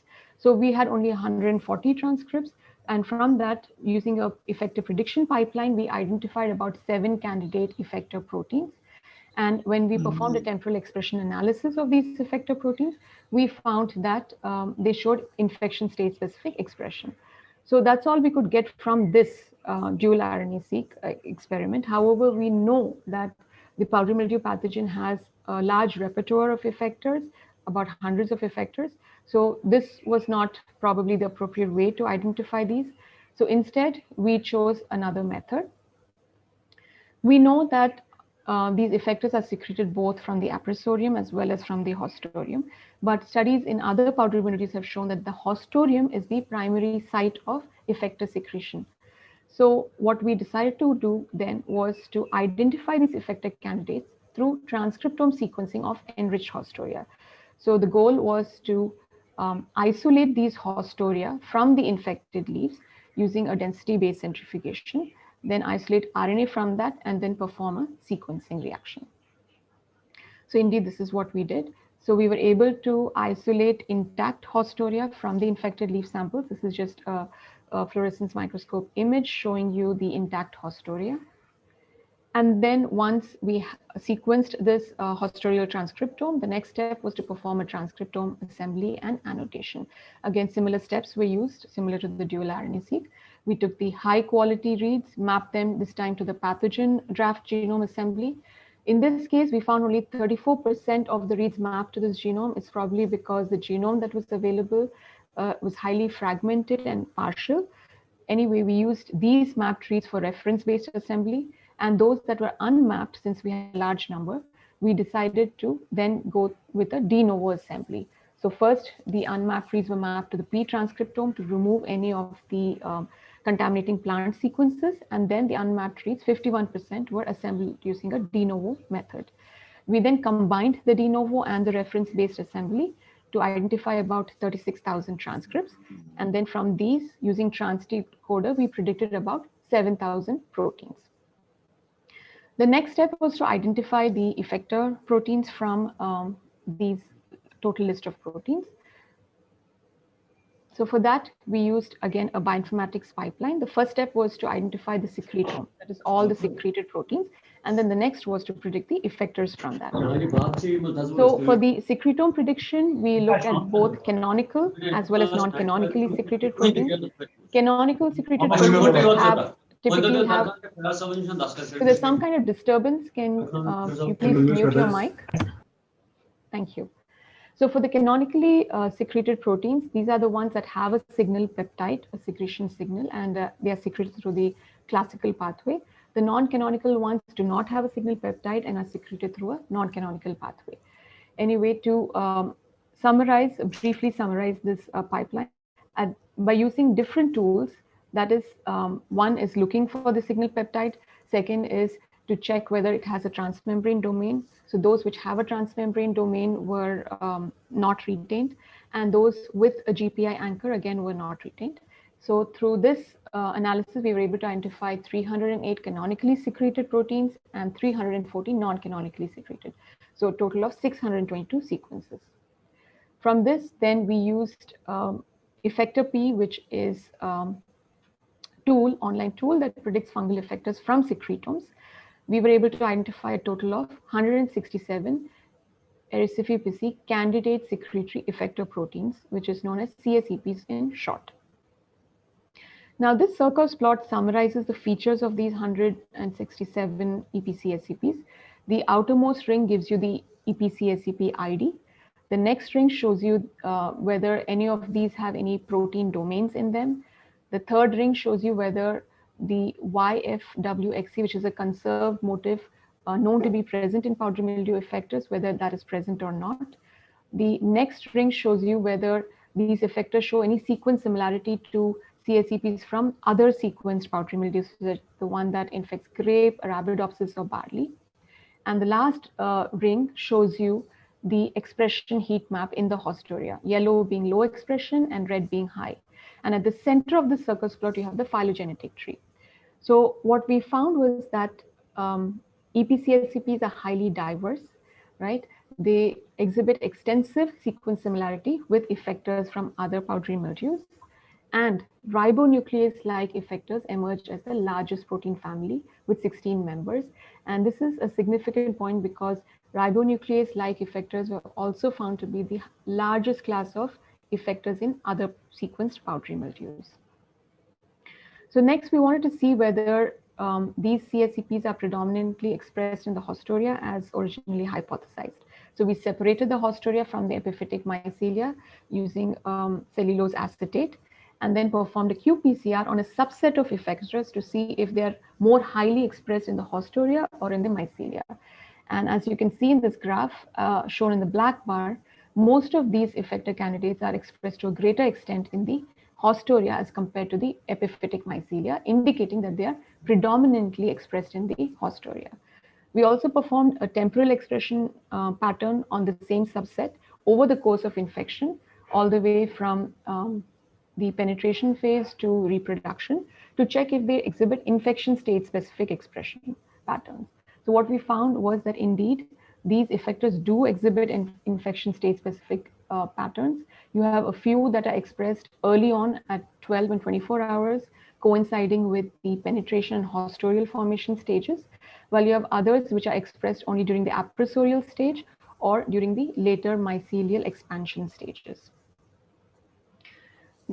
Since this pathogen is an obligate biotroph, there are no mutagenic or transformation protocols available. So if you want to study the function of these genes, then you have to perform something known as host-induced gene silencing, where you express double-stranded RNAs targeting these effectors in the plant cells, and then the plant then uses its RNAi machinery to generate the short or small interfering RNAs, which are then taken up by the fungal cell, and that can then cleave the target mRNAs. So this was the method that we adopted in order to study the functions of these virulence proteins. And as a start, we decided to test 3 candidates. 2 were ribonuclease-like proteins because this belongs to the largest class of effectors. And the last one is not an effector, it's a non-effector, but it's a secreted protein. And it's a virulence protein that is conserved across all pathogenic fungi. So we expected these 3 candidates to have some role in virulence. So the first step was to predict these siRNA generating segments from the effector sequences using different bioinformatics tools. Second was to clone this region into a PGMT vector and then synthesize the double-stranded RNA, first single-stranded RNAs using in vitro transcription, and then hybridizing these single strands to form double strands. The double-stranded RNA was then infiltrated into the abaxial side of the pea leaves, 12-day-old pea leaves, and then the plants were infected with the pathogen 1 day after infiltration. So what we found was that in the double-stranded RNA infiltrated leaves that were targeting the effectors, there was reduced disease symptoms as compared to the leaves in which the GFP double-stranded RNAs were infiltrated as a control. And again, if you look at the effector versus the non-effector, a more pronounced effect was visible on the effector double-stranded RNA infiltrated leaves as compared to the non-effector one. To confirm that this phenotype was because of silencing of these genes, we looked at the transcript abundance of these different effectors, and we found there was a significant reduction in the expression of these effectors. And we also quantified the results of the pathogen or the pathogen load using by quantifying the transcript abundance of the 18S ribosomal RNA. Again, fungal load was significantly reduced in the silence leaves as compared to the control. We also wanted to see which stage was mainly affected. For that, we did microscopy. Again, we find that a greater percent of conidia were arrested at the aprosorial stage in all 3 cases. Again, a more pronounced effect was observed for the effector silence lines. We also performed subcellular localization of these effectors by transiently expressing it in Nicotiana to see which host compartments these are targeted to, because that could also indicate what the host targets could be. So we found that 001 and 083 localized to the nucleus, whereas 009 localized to both the nucleus as well as the cytoplasm. We wanted to gain more functional insights into the effectors, particularly 001 and 009. And we therefore performed homology modeling in a collaboration with Dr. Deepti Jain at RCB, who's a structural biologist. And what we found was that 009 and 001, both are analogous to the fungal F1 ribonuclease. And what is interesting here is that what we found that was different from the other barley powdery mildew RNases is that the catalytic residues that are responsible for the RNase activity are partially conserved in both 001 and 009, but are not present in the barley powdery mildew RNase. So what this indicates is that the Erysipecae ribonuclease-like effectors might have RNase activity in addition to RNA binding capability, which was not found in the barley powdery mildew. So to summarize this part, we use a transcriptomics approach to predict the P. powdery mildew hostilial transcriptome, from which 167 effector candidates were identified. These are predominantly expressed in Hostoria and exhibit infection state specific expression, of which we found 2 ribonuclease-like effectors with virulence effects. And homology modeling suggests that these effectors likely possess RNA binding as well as cleavage activity. And now we're interested in identifying their host targets, whether they are RNAs or proteins or both. So with that, I'd just like to give you a glimpse into the future of what we are planning to do with these effector molecules. So one application that we're thinking about is loading these double-stranded RNAs onto nanoparticles and then spraying these nanoparticles or infiltrating these nanoparticles into the leaves as a way or a strategy to control this disease. And what these nanoparticles do would be to increase the shelf life of this dsRNA and also to facilitate a slow release of the double-stranded RNA for a longer term protection against this disease. So at the end, I'd like to acknowledge the people who have contributed to this project. Dr. Gunjan Sharma and Dr. Raghavendra Aminevi mainly contributed to the second project, which is the Hostorial transcriptome.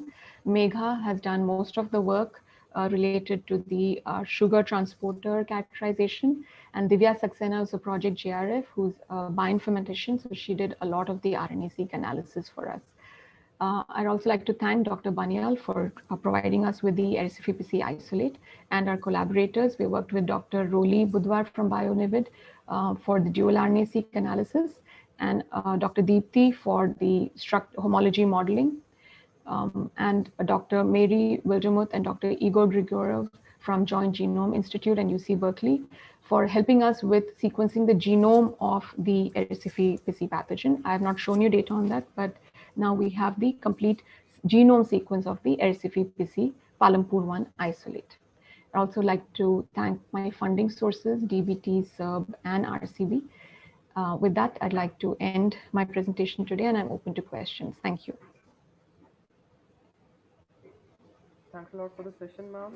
Your talk aptly summarized the various aspects of your research, the pathogen life cycle, the NGS versus microarray comparison, dual RNA-seq analysis, both the alignment and assembly-based approaches, deciphering the differentially expressed genes, and your inferences that you were able to derive from the same. Thanks a lot once again, Dr. Divya, for taking out your time and addressing the webinar. Now, I would request all the participants to kindly drop in their questions. A few have already done the same, ma'am. Yes. I would like to take them up. Yeah, so we have the first question is from Dr. Dhara Avasti. She's asking how can we remove contamination of bacterial sequences before we go for assembly of the host plant genome? Okay, so since we had the reference genome, we were able to map it to the reference genome in case of the plant. So any contaminating bacterial sequences would not map to that reference genome, and that's how they would be removed. Right. Uh, I hope this answers your query, Dr. Dhara. Next question is from Dr. Sumit Agarwal. He's asking if we want to identify a race of fungus in our country, but we don't have differential as such. Is it possible to, do it based on genomics or transcriptomics or any other method as such? Will it be scientifically okay? Kindly share if anyone has done work related to this concept using NGS or any sequencing concept. Yes, it is possible to do it by sequencing the genome. People have done it with powdery mildew races, especially the one that infects grape. There is a paper out there where they have sequenced different races of the pathogen and been able to find differences based on their genomic sequence. So it is possible to do that. All right. We have a question from Dr. Ganesh. He's asking how do you inoculate the pathogen, whether it is conidial suspension or any other form? Yeah, so we use a settling tower method so as to mimic the natural infection process. So we keep the plant at the base of a settling tower, and at the top of the settling tower, we have a mesh that has a particular size exclusion limit. And then we take an infected leaf, invert it, and then tap the leaf such that the conidia will settle on the mesh. Then we use a brush to gently brush the conidia and push it down into the settling tower. And by gravity, these spores will go and settle onto the plants. So that is one way to do it. Another way is to use the spore suspension. We are right now standardizing that technique in the lab because when the spore is in suspension, it tends to lyse. So we're trying to standardize that protocol currently. But yes, these are some of the ways in which we can inoculate the pathogen. Okay. Next question is from Dr. Bashir Akhlaq. He's asking, thank you for such an informative talk. In your study, you have employed several tools, including secretome P for effector prediction. Since the secretome P has been built for bacterial and mammalian systems, the accuracy of secretome P is questionable in case of fungal genomes. Which threshold you have used for the prediction, and do we have any other alternate tool for non-classical secretary prediction in fungal systems? Yeah, this is a very good point. Yes, those tools have been standardized for bacterial and mammalian systems. So we used a higher threshold cutoff of 0.8 in order to be able to identify. Even then, I cannot guarantee that there aren't false positives. Currently, I don't know of any other method that's been used or software tool that's available for predicting these non-classical, but I think by functionally validating, we'll be able to show whether these are actually non-classically secreted or not. There's a second part to his question as well. He's asking the software which you have used for generation of Sarko's plot. Yeah, I cannot recall at the top of my head. It was done by Divya Saxena, who was the bioinformatician. But if you email me, I can get back to you on that. Not able to recall at the top of my head. Okay, there's a question from Dr. Abhishek Chahar. He's asking, ma'am, what are your thoughts on using CRISPR technology to gain disease-resistant plants through mutagenesis? Yes, I mean, this is an upcoming technology, and it's a very useful technology for developing resistance. For example, with my STP13 study, where you have these two or a single mutation that can change the function of the transporter, we are thinking of using CRISPR-Cas to be able to just change that one amino acid and then see if that can provide broad spectrum resistance against multiple pathogens. So my thoughts are that yes, you can use CRISPR technology in order to develop resistance against pathogens. I think we are done with all the questions. Any more questions? Participants, you can please drop them in the chat section.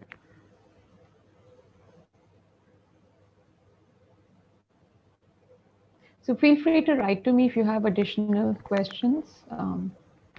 My email ID is on the website, on the RCB website. Oh, there is one more. Okay. Yeah, there's one more question. Did you find any plant cuticle proteins in the resistant plant? No, we did not. We did not find any plant cuticle proteins, but we did find in the fungal genome, we found cutinases that were expressed by the fungus, which is interesting because it has to penetrate the host cell plant. So we're thinking of taking that further and studying the role of those genes. Okay, so I think we are done with all the questions. Thank you once again, ma'am. Thank you so much for your time and for such an insightful session. Thank you, ma'am. Thank you to the organizers. So, in the current day and age, there exists a wide spectrum of tools used in pathogen identification. Times, though, have changed, from traditional staining and microscopic methods to high throughput sequencing based methods. Pathogenomics deals with the use of high throughput sequencing techniques and bioinformatic tools to study various encoded microbe resistance and other factors which enable a microorganism to infect a host and probably cause disease. Principal scientist at Division of Plant Pathology, ICAR IARI, New Delhi, Dr. Ondi Kumar has over 23 years of research experience in the field of plant pathology with 141 research publications to his credit. With his current research interest being driven by the study of plant microbiomes, plant immunity, microbial volatiles, and genome sequencing of plant pathogens, Dr. Kumar would be speaking on the topic pathogenomics, use of application of high throughput technologies. Over to you, Dr. Kumar. Thank you, organizers, for giving me an opportunity to share our experience. The previous speaker made a wonderful presentation about the host pathogen interaction, how these genomic tools can play an important role.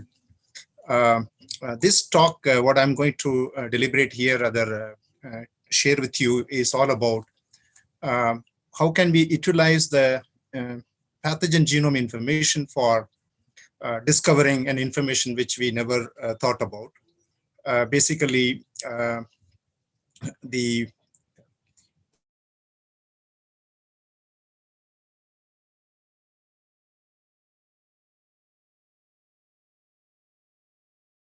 pathogen Magnaportheus, we have developed a kind of very robust population genetic analysis for this pathogen.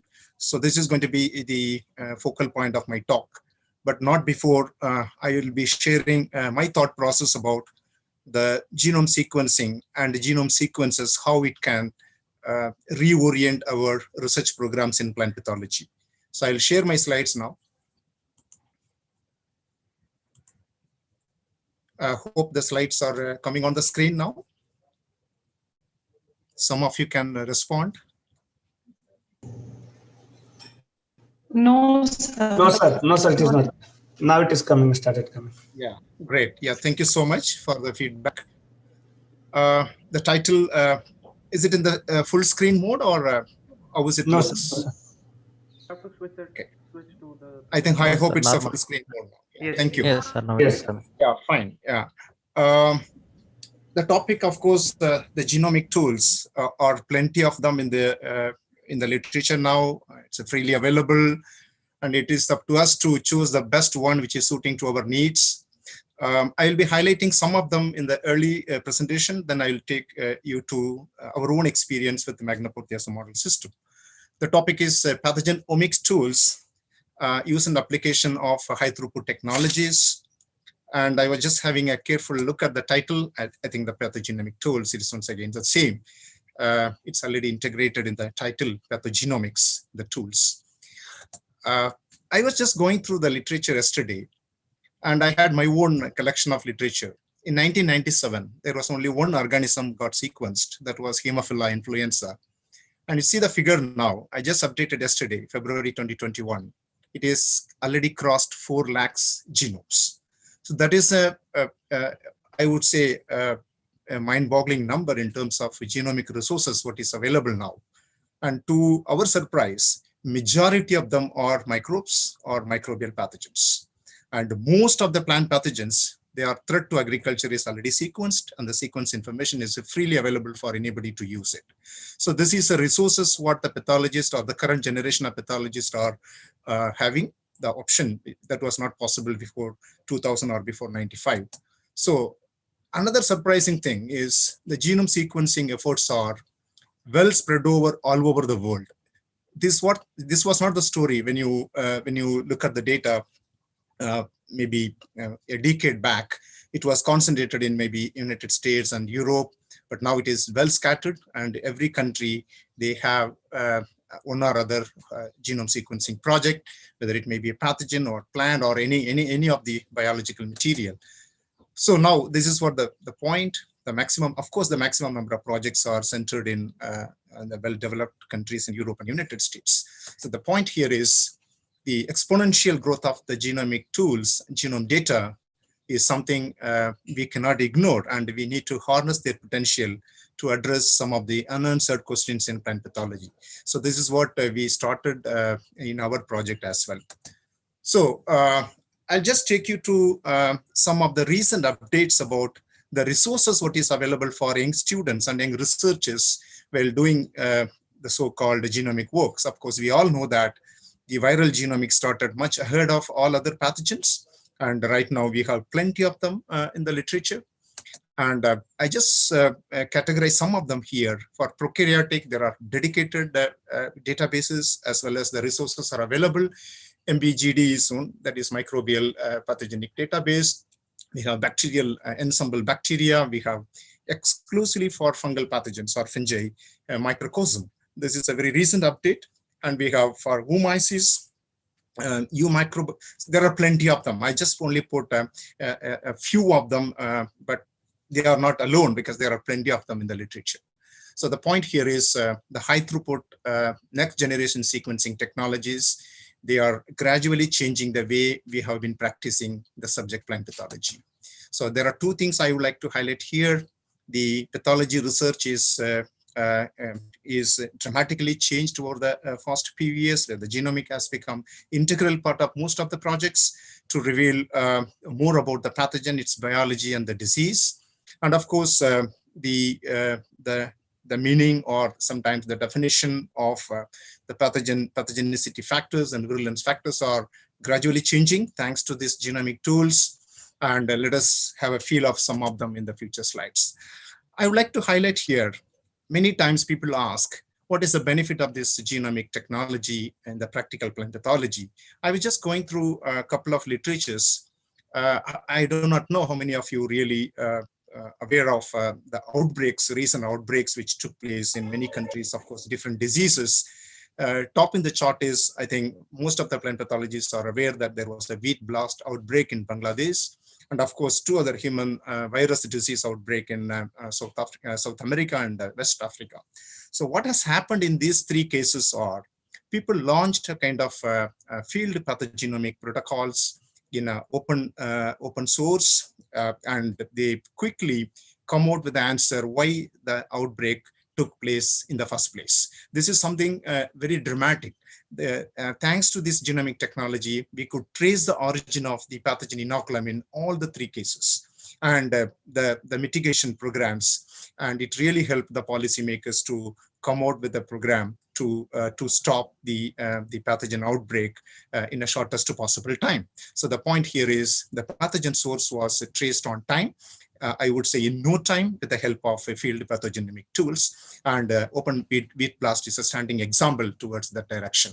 So what I'm trying to tell here is the genomic data and the genomic tools are is already available for us to make very significant impact and quickly wrap up the issues and come out with the mitigation options in plant pathology. So, of course, the plant pathogenomic is an emerging branch of plant pathology. Nobody can deny that. And the question here is, how are we going to convert the data, what is already available in the literature, into something which is very useful? Now, I was just going through the options. What are all the options which is really available? The question is why pathogenomic tools are essential. in addition to the tools what we have been doing for many, many years. So these are all the few points what I thought I need to share it with you. We know that the pathogen evolution, you may call it as race, pathotype, biotype, or the intraspecific variations, they are the real threat in agriculture. They are having the capabilities to knock down the so-called ruling varieties of agronomically superior cultivars. The question here is why they are happening in the first place. So there are three, in my opinion, there are three major events that are happenings in agricultural fields. One is the pathogen geomigration, what is called as the transboundary movement, pathogen genomigration, what is called as the host jump, and of course the pathogen re-emergence, what is called as a seasonal jump. These are the main things which we need to keep an eye, or rather we need to go for some kind of surveillance. And here comes the role of pathogenomic tools. And these events are primarily due to probably the three non-overlapping or sometime overlapping happenings in the biology of the pathogen. Maybe the gene gain, gene loss, and gene changes, and the associated, what do you call, the events that is also highlighted here. Gene gain could be due to several factors. The primary one is the horizontal gene transfer, or classmates, pathogenicity islands, gene duplications. All these things can contribute towards emergence of a new pathogen that was not recorded earlier. Gene loss, of course, is very important, and very little attention was paid to this particular issue. And now the genomic science is giving some explanation that the genome reduction is happening in many pathogens, especially the one which is adapted on a particular host or a particular niche in the host. The classical example here is xylem limited and phloem limited organisms, where the genome sizes are very, very less, and they lose several genes which is no longer needed for their survival in those secluded plant associated niche. This is something very interesting, and people can really, maybe the young students can pay attention to this genome reduction event and how it is contributing towards adaptation of the pathogen in the long run. And gene changes is something, the recombination and the rearrangement of genes, especially in the case of the ancillary genome, they are contributing towards virulence and pathogenicity, and single nucleotide polymorphism and accumulation of pseudogenes and IS elements are always happening in plant pathogens. This slide is all about some of the explanations for why the ruling varieties of a particular agronomically superior cultivar are no longer useful in agriculture, just for their susceptibility towards the new entry in the agricultural fields. So perhaps we need genomic tools to address them on a record time. And as we experienced in the case of wheat blast incidents and other disease outbreaks, where genomic tools are used to trace the origin as well as to give explanation for why such an outbreak took place in a particular place. So certainly we need pathogenomic tools or genomic tools to quickly conclude the pathological events what is happening. And again, why pathogenomic tools? Again, from the context of agriculture, and 15% of pre-harvest yield and even more post-harvest losses are happening every time. That is in spite of the fact that we have the best of the best crop protection technologies available right now. So crop homogeneity as well as the intensive agriculture are the primarily responsible. You cannot stop them because we need to produce more and more to feed growing population. And of course, the invasive pathogen has got the potential to cause serious outbreaks or serious epidemics. So these are all some of the justifications why we need a sophisticated tool. And these are all some of the thought process, again, that was earlier discussed here. And the point here is the surveillance of the variant in agricultural ecosystem. So far, we have been doing using the classical technologies. They are very time consuming and many times misleading as well. And to come out with a more authentic information, certainly we need the genomic tools. And the question here is in general, we use the pathogenomic tools for these 4 different kind of activities. Of course, they are interrelated, and sometimes they are standalone tools. For example, we have tools for data generation. We have tools. There's some noises coming. It's a disturbance. Can you mute?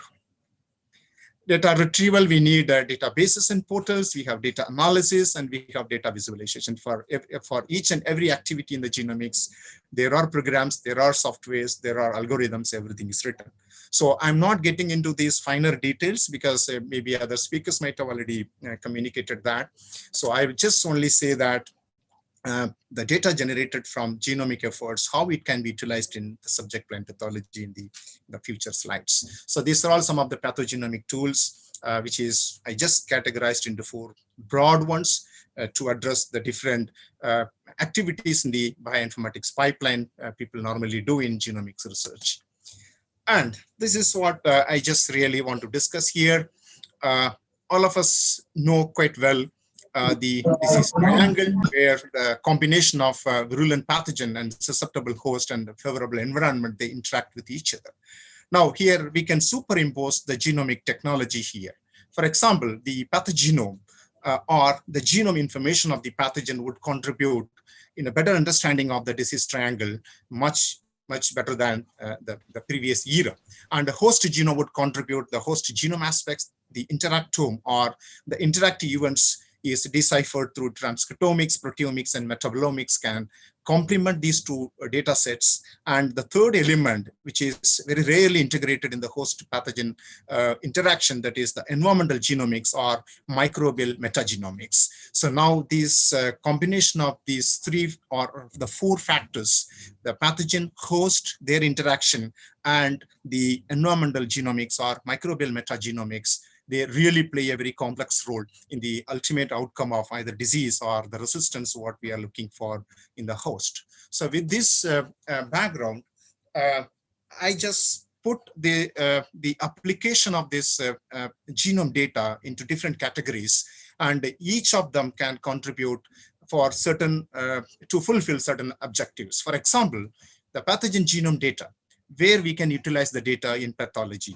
For example, the development of molecular markers for population genetic analysis is one of the ongoing activities, and every pathologist continue to do that. And pathogenome data can very well complement here and very well support such an endeavor in every pathology lab. Identification of genes governing pathogenicity and virulence, of course, it is also one of the ambitious activity in every lab. Molecular taxonomy and intraspecific delineation, pathogen surveillance and monitoring and tracking is the most important activity, because we know that any pathogen can reach any part of the world in shortest possible time of less than a day. And certainly we need to have very sophisticated and what you call digitally empowered tracking tools to keep an eye. What has happened in the pathogen migration from South America to Asian country, that is a wheat blast. People have really tracked it using genomic tools. And of course, the pathogen genome data can assist people to mine the pathogen genome for the so-called effectors, the so-called microbe-associated molecular patterns. What I would call it is MAM or PAM mining in pathogens. This is quite possible with the help of pathogenome data. And let's see what the host genome data can complement here. For example, we know that several agriculturally important crops are already whole genome sequenced, whether it is rice, wheat, tomato, whatever crop, it's already sequenced. And how best we can utilize those information.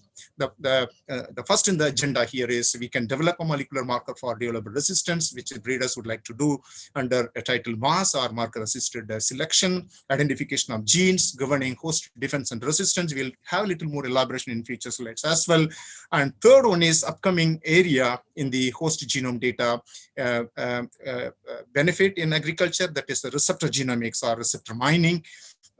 This is a hot topic now. People are looking into the genome of the host for a potential NBS LRR gene clusters or receptor-like kinases or receptor-like proteins. They play an important role in surveillance of the pathogen and interacting with the pathogen to nullify the pathogenic effects. And these effectors are so important for the plant to govern either adaptive immunity or the basal immunity. This is one of the upcoming subject in plant pathology, and in future, this is going to be an important topic. And of course, the last one is the genomic assisted breeding and crop improvement is already made its way into several laboratories in the world. So the third one is the interactome. So we talked about the host pathogen genome, we talked about the host genome. Now, the interactive events, how it can be utilized. For example, the previous speaker very elaborately spoke about the transcriptome data. So, and coupled with the proteome data, and you can really bring out a lot of new information that is not known to science at all. For example, identification of genes governing effector functions on both sides, the host side as well as the plant side, activation and functioning of receptors. Again, it is a most important aspect, how the receptor interact with effectors and what are all the downstream activities in the host that lead to robust resistance against the pathogen. And genomic assisted breeding and crop improvement is again based on the interactive events. If you are looking for Kachar reactions, or if you are looking for symptoms, certainly there are a lot of molecular interplay what is happening in the host, and the transcriptome data really can give you a lot of new information. And to decipher the molecular basis of gene for gene interaction is the ultimate objective of the transcriptome projects that is going on in several laboratories. Let's come to the fourth one.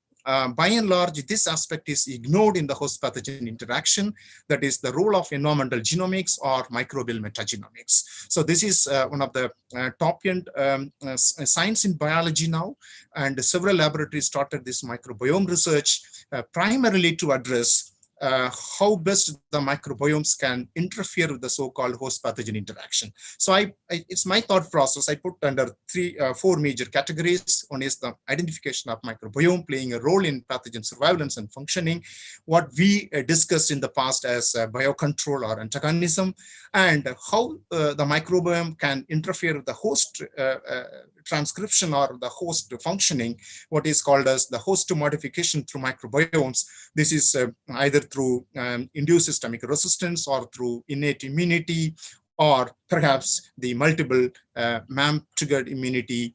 These are all happening in the host, and the microbiomes can have an important role in the final outcome of any disease in the open field.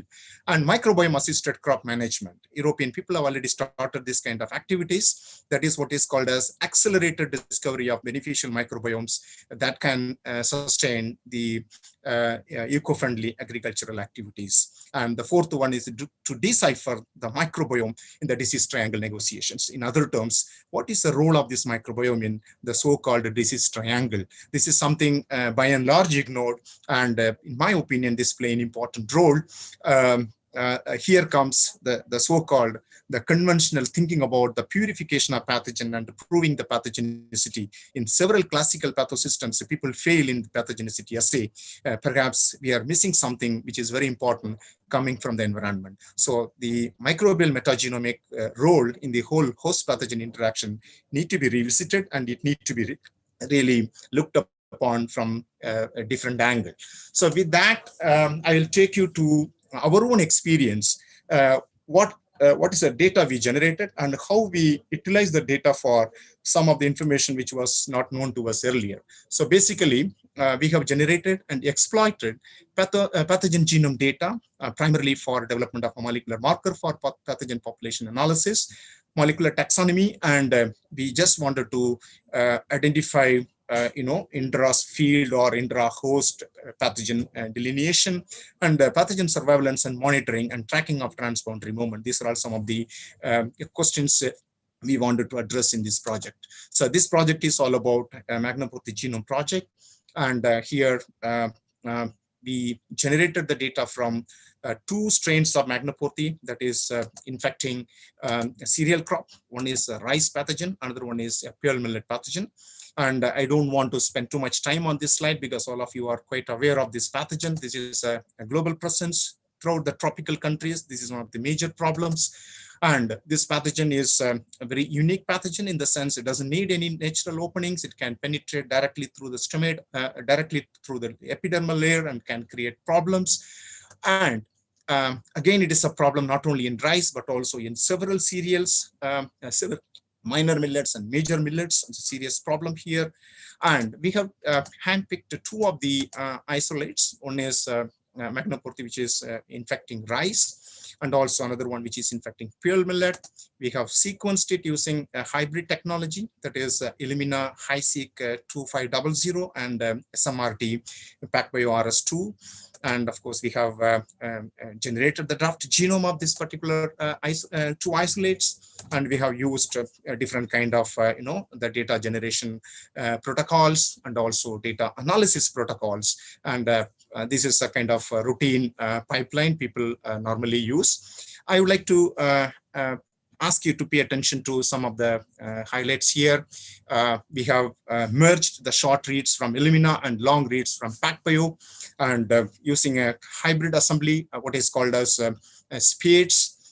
We could assemble the genome to a level that is accepted by the so-called peer reviewers. So these are all some of the points. Those who are going to start this kind of program, please keep in your mind, if you are handling a fungal genome of which is around 50 to 100 MB genome, you need to assemble your the reads in less than 1,000 contigs. So then only it is going to be accepted. Any amount which is more than that, people may not accept it. In fact, bacterial genome is less than 500 contigs. And I just look back a few years back, getting this kind of low level of contig is always a big challenge. But nowadays, we have a better algorithms, better assembly protocols. Very easily, we can assemble the genome, which is around 50 to 100 MB, less than 500 even.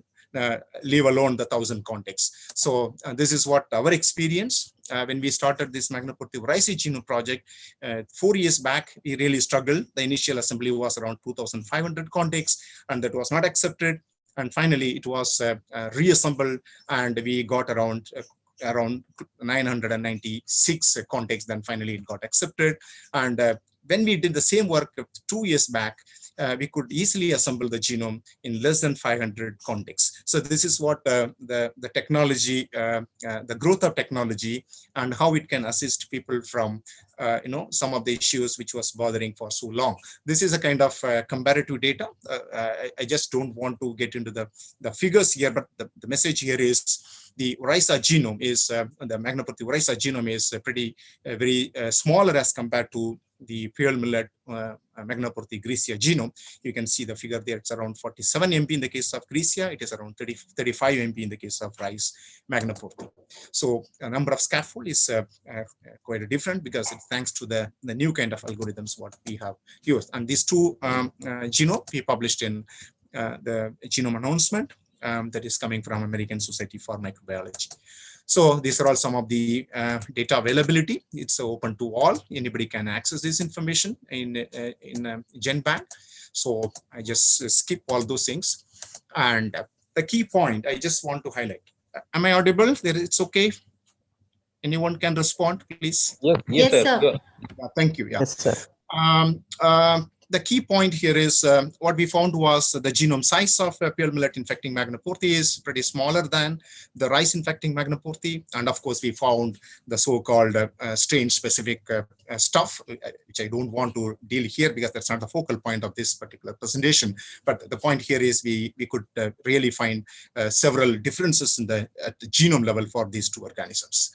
So, but the question is, why at all we did this work? So these are all the biological questions. I just would like to make a point here. Whatever genomics we do, there must be a strong biological question. If there is no biological question, there is no point in doing a genomic research at all. So these are all some of the questions we kept in our mind. Number one, can we develop a kind of universal molecular phylogenetic tool for population analysis of this pathogen? That's number one. We know that this pathogen is having a global presence, and every country where the rice is grown or millets are grown, this pathogen is always there. So can we have a kind of unified protocol for Magnapurthy population genetic analysis? Why this point is important? If you look back at the literature, there are so many diversified protocols are available for population analysis. If you start reading them, you land in all kind of confusions in terms of their actual diversity, what is present in the field. And second question was the Indian strain of Magnapurthy, how close or how dissimilar when compared to the rest of the strains in the world. That is our another curiosity we wanted to know. And when we were doing this project, and it's a coincidence, there was outbreak happened in Bangladesh, and certainly we wanted to address this question also, the Indian strain, how it is, how much it is closer to the strain which was responsible for a kind of outbreak in South America and Bangladesh. That was another question we wanted to ask.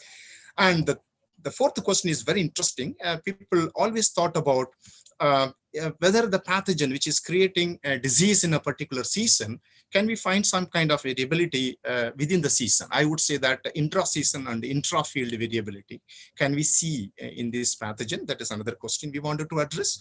And another very interesting question normally people ask in a kind of discussion, we have a two kind of blast in rice. One is the leaf blast and the neck blast.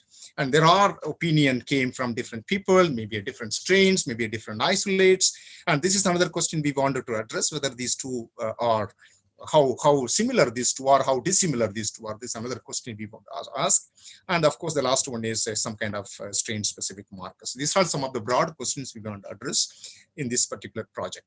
So I just take you to some of the, to address these things, certainly we need data. So two set of data we generated from our own isolate, and the two whole genome sequence data, and rest of the sequences, what we did, we got it from the public resources. To our surprise, hundreds of Magnapurthy genome is already sequenced. And it is, I already told the opening slide, most of the plant pathogens were sequenced. I would say now, most of the plant pathogens are sequenced many times. I mean to say that many isolates of the SAM pathogens are sequenced, and it is available in the public domain. So this is, the reality. So what we did, we went into the literature and we downloaded, or retrieved rather, the sequences from public resources. So I'll just come to that a little later. So there are two objectives we kept. Number one is the population genomics of Magnapurthy, how this genomic data can assist us to do this. So what we did basically, since the genome data was available with us, we just scanned this genome and we shortlisted around 17 to, we started with 18 loci in the genome, which is well scattered all over the genome. And these loci were taken on board, and they were, the primers were designed, and those primers were made to order, and we got the primers. And those primers were, made to used to sequence the particular gene. And there are 18 of them to start with, and finally we settled down for 17 of them. And those 17 sequences of our own internal collection of 24 isolates, we just collected from a particular field in Kashmir Valley. So why Kashmir Valley? Because we found there is an outbreak in that particular year, and we could make a collection of around 60, but we settled down for 24 isolates from one field. So these 24 isolates plus our own two full genome sequenced, and several from the internet resources we just used. And the 24 isolates, we just sequenced the 17 genes, and we just come out with a very robust data. But before doing that, so we address the first question, the how far the Indian blast strain is genetically close to the strain which is reported elsewhere. To address that, we have used the whole genome of this rice infecting Magnapurthy. We just compared it with the 15 other genomes. They represent wheat as a crop or wheat associated crops. And I'm not going to the finer details here. It's a whole genome comparative analysis, and I would say whole genome based comparative molecular phylogeny. So this is a platform what we used, and this is the data. So you can see very clearly the whole genome based molecular phylogeny. It clustered the all 15 isolates into 4 clusters. And the first one is all of them are from South America. Second one is from rye isolate and wheat isolates. Then there's a kind of speculation that there's a host jump which is happening between rye and wheat. And the third one is the grass isolate. And the fourth one is Indian isolate. So the point here is our isolate, which is what we handle, the rice infecting one, is at genome level. It's completely different from the rest of the isolates. So that's the first information we got. Remember, this is a whole genome based molecular phylogeny. And we just went into one more step. The isolates, thanks to open wheat blast platform, where the whole genome of all those isolates are available in an open source. We don't have to request anybody. And those isolates were taken in the molecular phylogeny once again, and we just put our isolate. And what we found was our Indian isolate is completely different from the one which had created havoc in Bangladesh. So this is a very important point for us, because the pathogen is completely different one. The one which caused outbreak in Bangladesh, of course, not from our country, it's from some other country. There are 2 points which really came to my mind. One is the agronomic consequence of the long distance pathogen migrations are, we really don't know what will happen, which is happening, but very few things are coming out in public domain. And it's always happening for every pathogen, it's happening. But one thing is for certain, based on the experiences, the pathogen what is originated in their center of origin, they are not likely to cause any problem in those countries, but wherever it is getting introduced, the new place, it is going to create a very devastating consequences. So I think all pathologists would remember that the South American or Central American origin Phytophthora has created an outbreak in Ireland that gave the subject plant pathology. So the message is very important here. The introduced pathogens are having a potential to create havoc. So this study also, we confirmed that our Indian isolate is completely different from either the South American isolate or either the Bangladesh isolate. This is a very beautiful information came out of this particular analysis. Now, the second question is the intra-field variability. I just made a point here. We made a collection from Kashmir, and that collection represented a single field, but 2 different niches. One is the leaf blast and neck blast. And this is a snapshot of the entire work. This collection is, we sequence all those 17 genes, rather 18 genes, I would say. And these 17 genes were also retrieved from the whole genome sequenced information or portals in public domain. So altogether, we had a comfort of around 212 isolates information for a comparative genome analysis. So this is a work. See, all this, this is a pipeline of this particular program. The whole genome of Macnopurti, we have selected the 17 loci. We designed the primers, and those primers are what do you call repeated trials and trained on those genome. We got the genome sequence generated, the gene sequence generated, curation, all kind of things we did. And the red one I ask you to focus. One is the sequence-based phylogeny and allele number-based phylogeny. Perhaps the allele number-based phylogeny may be quite new to many of you, but I'll explain in the future slides. Sequence-based phylogeny is quite familiar to all of us. So let us see, we approached both the protocols in our work. So this is a kind of amplification. And these are all the genes we amplified and uploaded in the GenBank. These are all available in public domain. Now I'll take you to the sequence-based molecular phylogeny. What is this? It's very simple. You have 17 loci information in your hand, and you decide in a predetermined order, in what order you want all those genes to be stitched together so that you get a single sequence, which is representing all those 17 genes, so what is called as a catenation. Popularly, it's called as a concatenation. The concatenated sequence length is around 11,460 base pair. So this is this much of genomic information we handle in this project, and this is a result. So in the first attempt, what we did, we just only compared the 24 isolate from a single field along with the 2 outgroup. One is a finger millet, and the second one is a pear millet. This is a kind of story.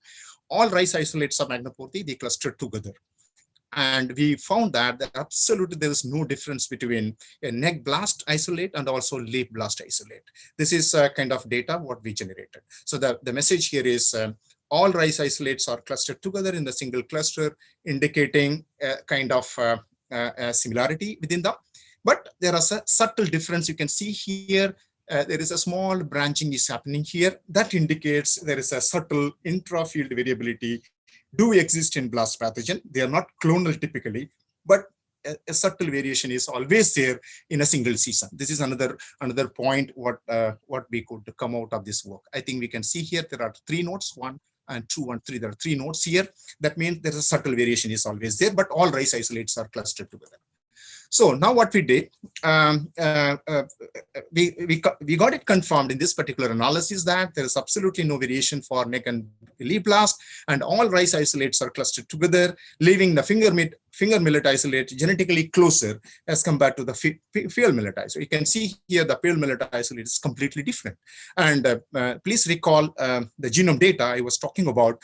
There is a kind of genome reduction which is happening in rice blast isolate, and we found that it's only a 35 MB genome, but in the case of field millet, it is 48 MB genome. But we really we don't know what would be the size of the finger millet isolate, but probably we will be doing it shortly. Then that information will come out.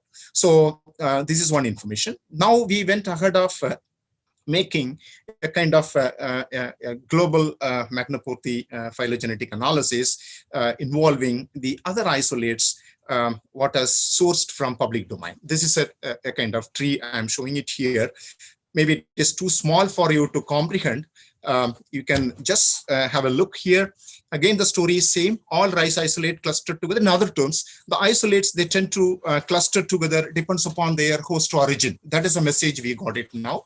And I'll just take you to the key point here. The multi-locus sequence analysis, I make a point here, it is multi-locus sequence analysis because it is a sequence-based phylogeny. And it is, the clustering is indicating their host origin. So you can have a look here. All rice infecting isolate, they cluster together. All wheat infecting isolate, they cluster together. If you look at the literature, these hosts are indirectly or directly contributing the inoculum to the wheat, especially in the case of South America. So that means these isolates are having the shared traits as far as the pathogenicity is concerned. That has come out well. And you can see down below the clustering for 11,460 base pair representing the entire genome. They have a kind of tendency to flock together, depends upon their host origin. This is one of the information what we generated from this work. Now, this is a point. And now here is a question. The question here is, what is the problem in this tree? The problem in this tree is you cannot accommodate. In this particular tree, we accommodated 48 isolates only from 212 isolates. You may ask why these 48 isolates have come here, because we could find that the rice isolates were reduced into a small number based on their similarity. So the duplicates are eliminated from the analysis. We kept only, even if a single base pair variation is there, that isolate is included in this analysis. In other terms, we got only 48 different types of Magnapurti among the collection of 212 for these 17 loci. So even for 48 isolates, you see the tree, it is too crowded, and many times it is very difficult for somebody to comprehend what is there in the tree. So this is one of the problems. So the conventional sequence alignment based molecular phylogenetic tree is not useful, especially when you are handling many entries sourced from ever increasing database. So this is going to happen because every day the database is increasing. So I already told there was only one genome in 97. Now we have 4 lakh genome. So that is going to happen and you cannot avoid that. So that means we need a better bioinformatics support. We need better algorithms. We need better analytical tools, better visualization tools to accommodate, if not all, at least the most relevant one for a particular type of study. So this is a problem here.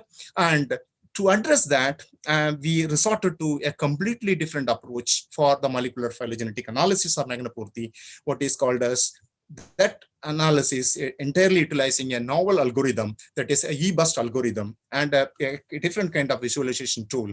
I think that's going to be the focal point of the rest of the slides. So what we did here, the allele profile based molecular phylogeny, that is very well exploited in the medical science for medical pathogens. And plant scientists adopted this for few organisms like Ralstonia xanthomonas, and for fungi, it is not very popular. And we made an attempt to develop one for Magnapurti. So how this is possible?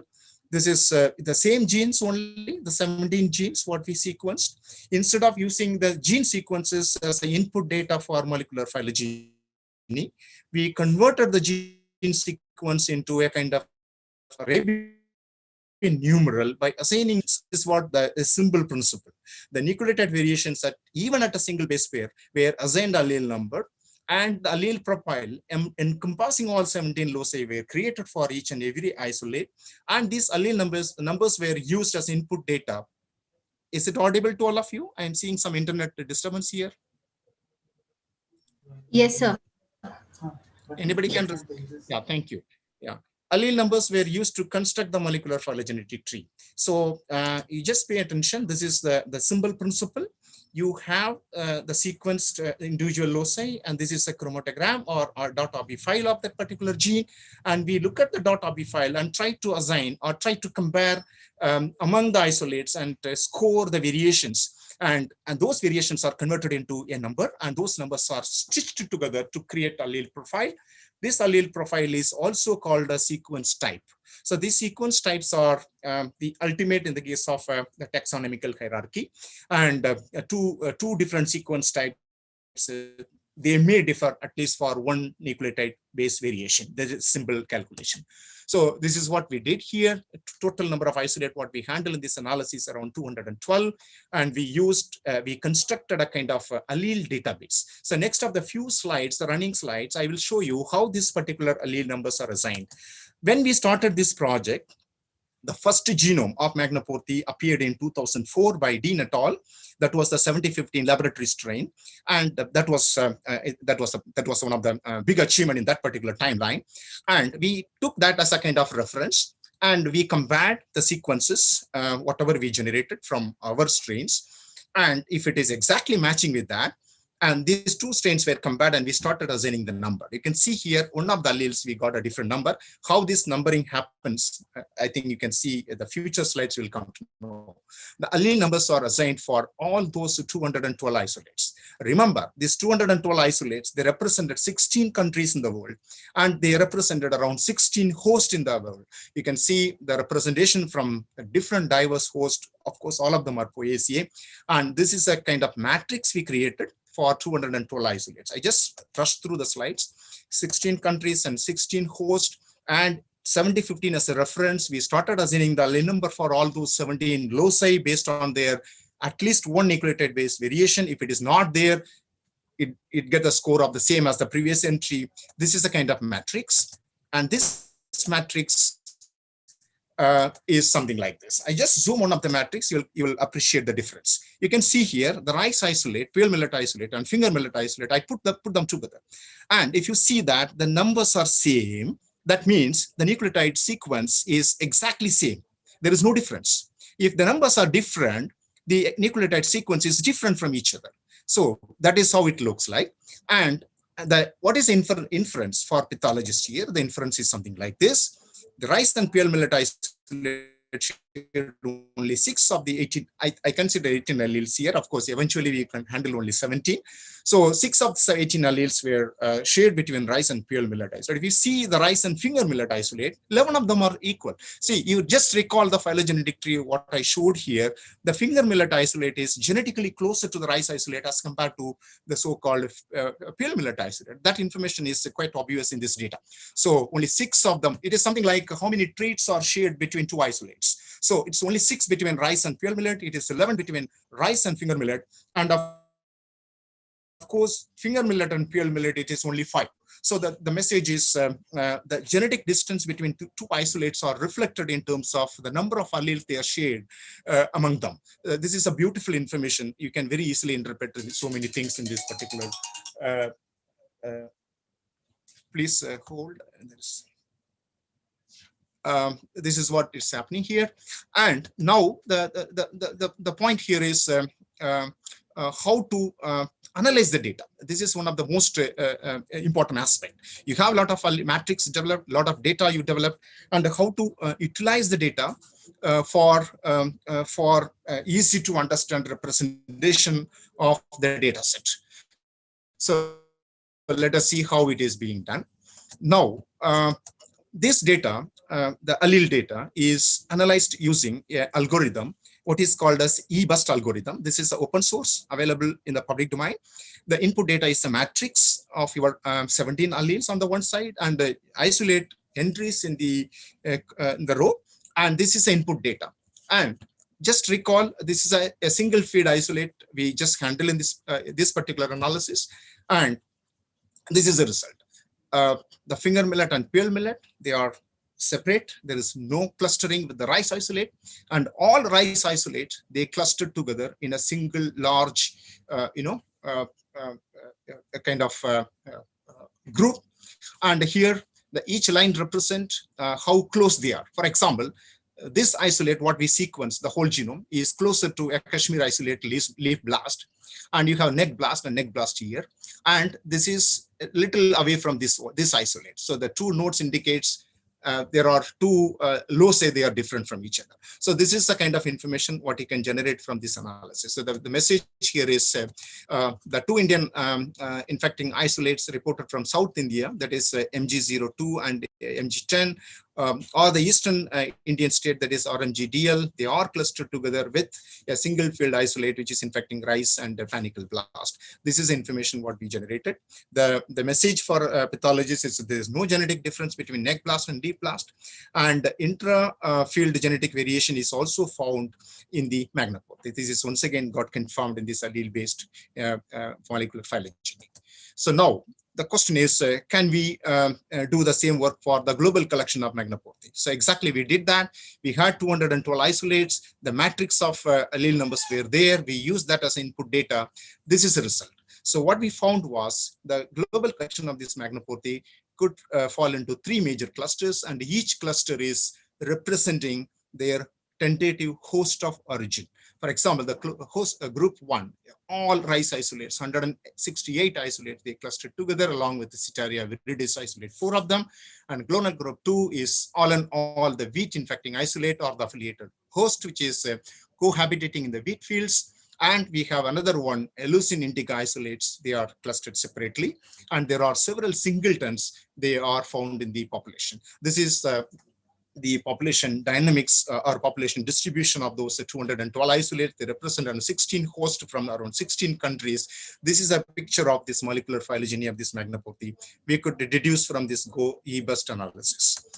Now, these are all the key points. The analysis revealed 3 clonal group and 7 singletons.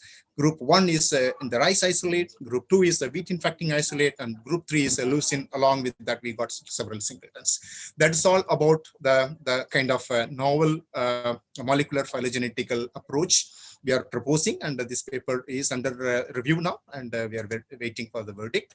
And biological question 4 is, can we develop a marker? This is a routine kind of thing. I'll skip these 2 slides.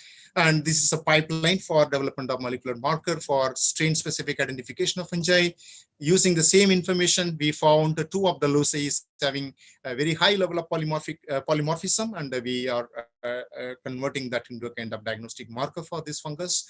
One is MLC, myosin regulatory light chain CDC4, and another one is PGK, that is phosphoglycerate kinase. These 2 are now extremely working well, and it's rice isolates are, it's very specific for pale millet isolate. None of the rice isolates we could get any amplification. None of the finger millet isolate we got amplification. So we are converting this into a kind of pale millet specific marker. So now what other things the genome data of magnapore or pathogenome can contribute. It's not my work, but this is my thought process only, supported by some of the recent publications. Another major thing what the genome data, pathogenome data can contribute for scientists is effector and PAM mining from genome sequence data. I already made a point here. These are all some of the kind of points what I wanted to make here. Effectors are the pathogen encoded protein in the host plant and mostly coded by AVR genes. And you know, the pathogen genome sequences can significantly contribute for effector mining and PAM mining. So this is an option available for all of us now. We can design primers, effector coding primers. We can do a lot of functional analysis like the previous workers spoke, and a lot of papers are coming. I'm not getting into this particular aspect. And one thing I would like to highlight here is the NLRs is becoming, I talked in the previous slide also, the receptor mining from the plant, especially for plant immune system. This is coming as one of the major topic now, and there are a lot of new papers are there, and you can get into those websites. I didn't bring all those things here. Information is already available. So this is the pipeline. The genomic assisted elucidation of host pathogen interaction is accelerated in the host genome in the genomic era, and receptor mining from the host genome or NLR mining from the host genome can complement with effector mining from the pathogenome, and these 2 can be harnessed or rather mutually utilized in either way, and the transcriptional responses, and all of them can contribute towards identification of very strong NLRs or strong receptors for contributing towards the durable resistance in some of the host like rice, wheat against some of the pathogens. The message here is the convergence of host genome sequence and pathogen genome sequence, and the host pathogen transcriptome sequence would aid in the identification of host receptors or NLRs or R genes. And of course, the molecular docking studies and other bioinformatic matching studies can really contribute here. So with that, I'll come to the last slide of my presentation. This is by and large the take-home messages for the audience who is sitting here. And certainly the genomic tools can contribute towards development of a novel pathogen tracking tools, the one what we are proposing here. Inter and transnational or interstate movement of pathogens can be very effectively monitored. Number of standing examples are there. And diversity within the species can be explained very precisely. I was talking about sequence types by assigning the allele numbers. That is something which is very interesting. And a new host adaptation or host jump can be explained by genomic variability. So this I'm not taking you to, we have a set of another data from Ralstonia. We have beautifully explained using the similar approach, a disease found in a completely new host. We explained using this multi-locus sequence typing or the genome-driven information that there was a host jump between ginger and cardamom. I'm not going to explain here, but one thing is very sure here from the context of wheat blast, the jump has taken place from the so-called the wheat plants, which is bromas and other kind of weeds, which is cohabitating wheat fields. Now this is a theory. The pathogen has jumped from the wheat to the wheat plant. This is the kind of information is coming, and those studies, the genomic studies, can come out with such a information. And the study can really tell us, or rather lead us to identification of very selective markers or specific markers for high quality diagnostics. And the last point is the effectors and PAMs from the pathogen can aid in the identification of different kind of receptors, whether it is NBS LRR, or it is a kind of RLKs or RLPs, or any kind of receptor which the plant evolved during their evolution to interact with the microbes and microbial pathogens. And this is one of the very important topic, and the genomics can thoroughly contribute towards that. So I think that was the last slide. I profusely thank all my collaborators, Dr. Prakash, Neelam, Bhaskar, and my two collaborators from Kashmir and also from PAU. They are into this kind of work, and they really contributed a lot in this work. I thank CRP Genomics for supporting this project. And yeah, this is how I just wanted to conclude. As we move into every new year or new era, a lot more information is added, and you need a lot more sophisticated tools to digest them, to utilize them in your day-to-day work. And our genomics is no exception. And this is a kind of a very nice cartoon I found. We need computers to do the analysis and do the interpretation through literature and your own understanding of the subject. With that, I conclude my talk. And if you have some quick questions, I'm happy to, I'll try my best to reply to you. Thank you all. And thanks organizer for giving me an opportunity to share our experience on this Magnapurthy genome to a very learned audience and the pathology audience. Thank you all. Thank you, sir, for this wonderful session. Your insight into the need of pathogenomics tools, discussions about the available ones, and the Avinash, you are not very yeah. much audible. Am I audible now, sir? Yes. So thanks a lot, sir, for this wonderful session. Your insight into the need of pathogenomics tools, discussions about the available ones, and the case studies which you covered, which highlighted the implementation of these tools in your research, was truly commendable. I would now like to throw the platform open for all the participants to kindly put across their questions to the speaker. You can drop them in the chat section. Any questions?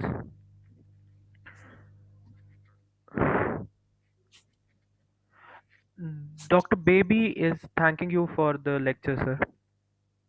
Oh, thank you so much. Yeah. Any questions? Participants, please drop them in the chat section.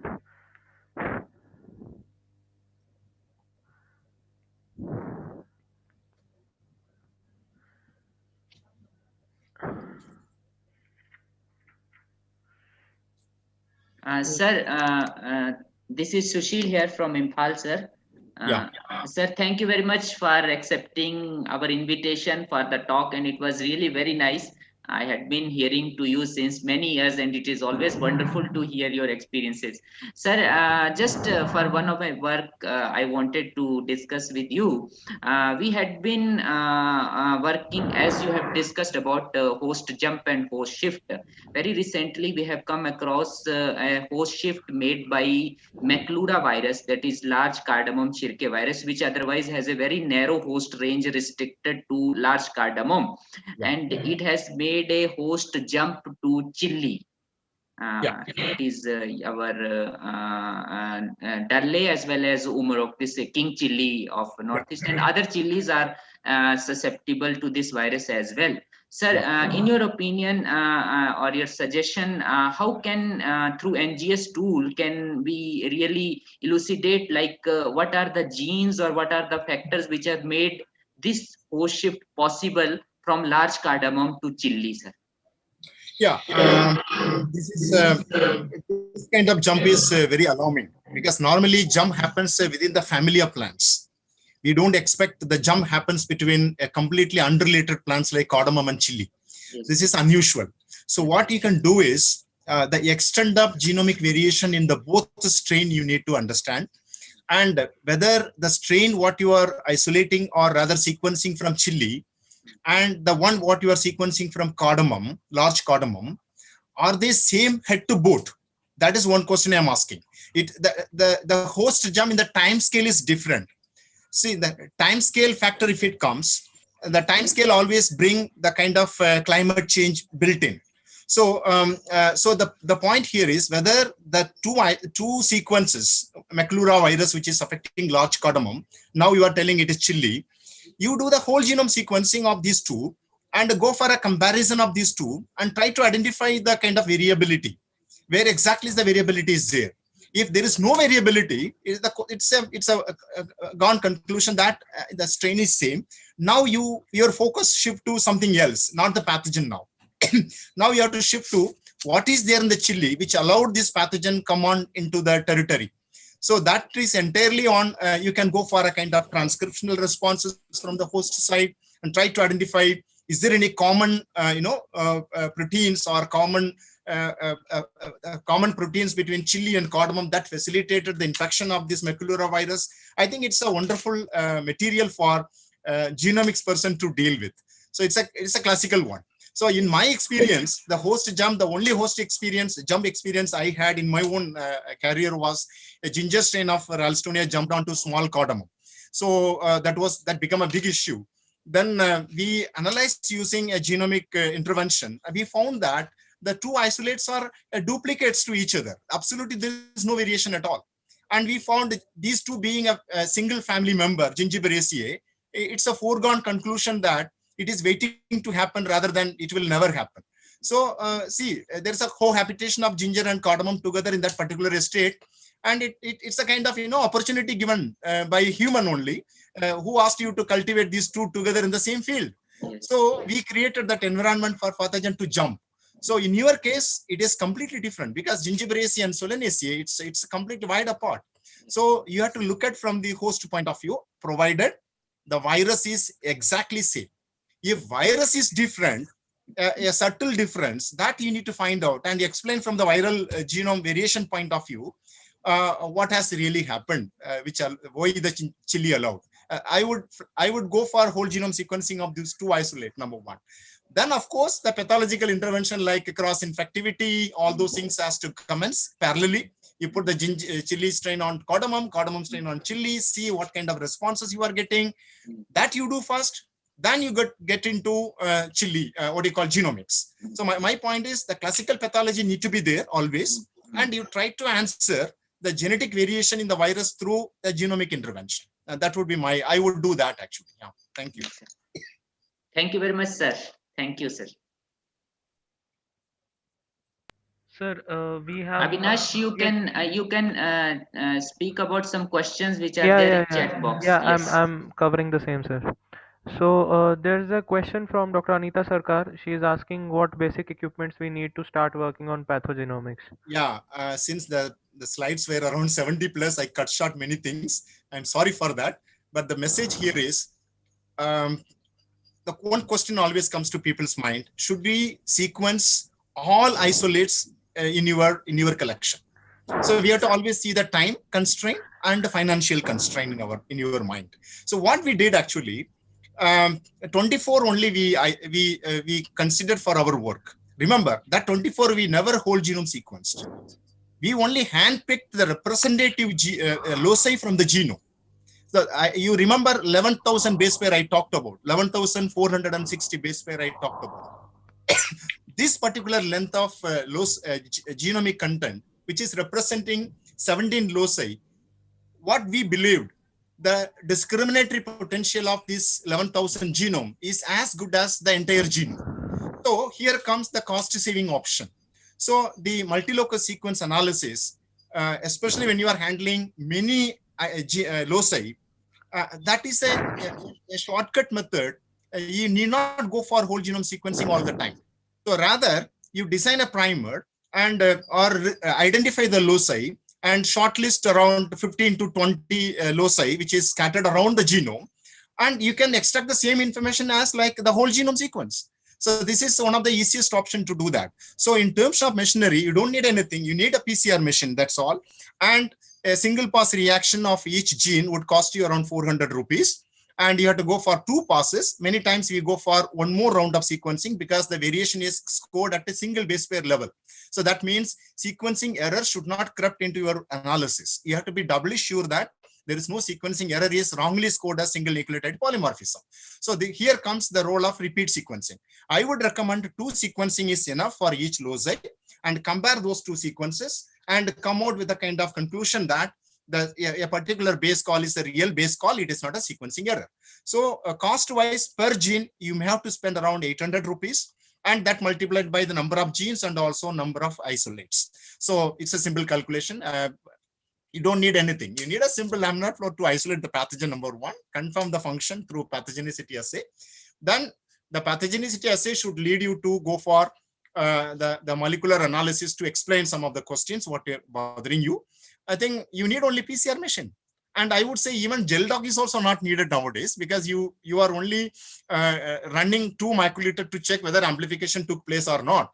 Suppose you set up 50 microliter amplification, 2 microliter you sacrifice for destructive sampling of checking the amplicon, remaining 48 microliter you send it for sequencing. So you don't have to even you don't have to even purify it. So the service provider like Bionivid is coordinating that. They know it very well.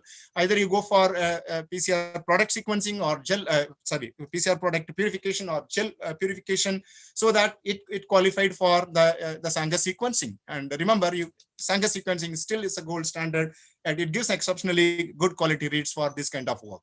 So I would say that you need only PCR machine, nothing more than that. Yeah.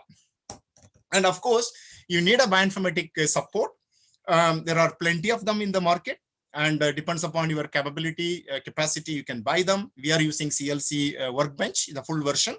And but most of these short read sequence analysis, you don't need any investment. You can go for free programs which is available. For example, DNA Baser is freely available. You can use it. BioEdit is available. CLC limited option is available free of cost. Those programs are good enough for you to do the bioinformatic analysis. So the entire work what we did is except the whole genome, the small sequencing whatever we did everything with open source and also freely available programs in the internet. That's it. Yeah. Thank you. Thanks a lot for such an elaborate reply, sir. We have a question from I think Dr. Ratan Kumar. He's asking pathogen. It is regarding the pathogen host shift, which you and Dr. Sushil were discussing. So he's talking about, his question is, pathogen host shift is due to introduction of new host, or is it, or any stress is responsible for it? See, agronomic practices play an important role as long as the hosts are very under the same family. And chilies and Sushil's experience of jumping into a completely different host. This is something like fish out of water and still surviving. So that means exceptionally something happened. So that we need to investigate. But the reason could be plenty of them, and we cannot single out one reason. We need to. It varies from case to case. I do not know what Ratan is talking about. If you can tell the host and pathogen, I think I can try to reply that. So otherwise, host jump essentially due to cohabitation, in my opinion. So I just read from different literature. For example, in South America, how the wheat blast took place in 1980s. Now the story is coming. It has jumped from the lolium, jumped from the what they call bromus, the weed which is popularly grown there, or it is grown for commercial angle also. So extensive cultivation and the sequential crop, if the similar crop comes there, and there may be a possibility of a new pathogen coming onto the new host. That is always there. And climate change, we cannot ignore. Now, the Bangladesh experience, what people are telling, there is a subtle climate change. So that is also being now attributed for this outbreak here. So certainly we know that 33% contribution from environment. So certainly we cannot ignore. Host is important, pathogen is important, and equally important is the environmental conditions. So if environment is favorable, certainly any pathogen can adapt to any host as long as the host is allowing it. So this is my what you call a practical reply to that question. Yeah. Any more, please? Thank you. Thank you so much, sir. We have a lot of congratulatory messages pouring in. We have Dr. Faryad, we have Dr. Meher, Dr. Vijay, Thank you so Dr. much. Mallikarjun, all congratulating you for the excellent presentation. And we also resonate the same feelings. It was a really elaborate session, sir. Any more questions? I would request the participants to please drop them in the chat section. Um, I think we are very much done with the questions. I think we are on time also. That's very good.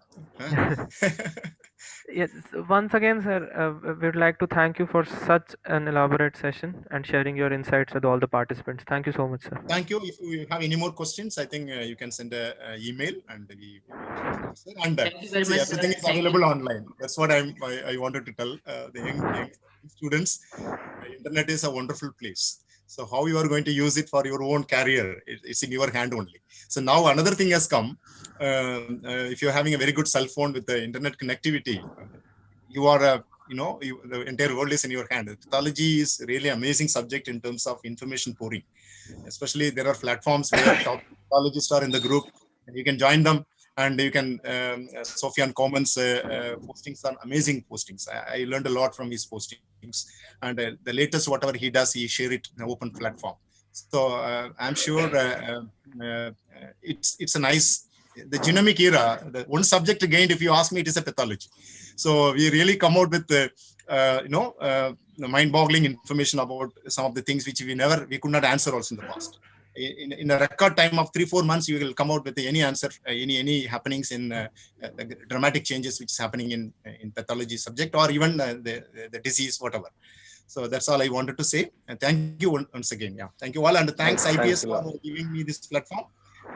And Sushil, next time you give me 1 week time at least. Yes, I really found it difficult to. Yes, sir. Yes, sir. Thank you, sir. Thank you, sir.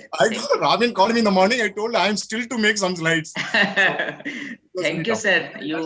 Thank you for. Yes, sir. Yes, sir. I don't carry more than 45, but this time I could not cut short some slides because I was not well. Yes, sir. Thank you so much, sir. No problem, Thank you, welcome. It must have been a really knowledgeable experience for all the budding scientists and researchers out there to attend sir's talk. With this note, I would like to invite Dr. Awadh Shah to present the closing notes for today's session. Dr. Awadh, over to you. Thank you, Avinash. It has been very scientific full day today. So as today's proceedings are coming to an end, I'd like to thank Dr. P.K. Chakravarti, who is the president of IPS, Dr. Robin Gogai, who is the secretary of IPS, then Dr. Kalyanki Mondal, who is the co-organizing secretary IPS, and MS Gujjar, who is the co-convener for this IPS. and everyone involved in this executive council of IPS who has accepted our proposal, and we are going with very good webinar today. Also, with that, special thanks to Dr. Sushil K. Sharma, convener IPS, who for all his effort he has put in for the smooth and hassle-free to organize this webinar.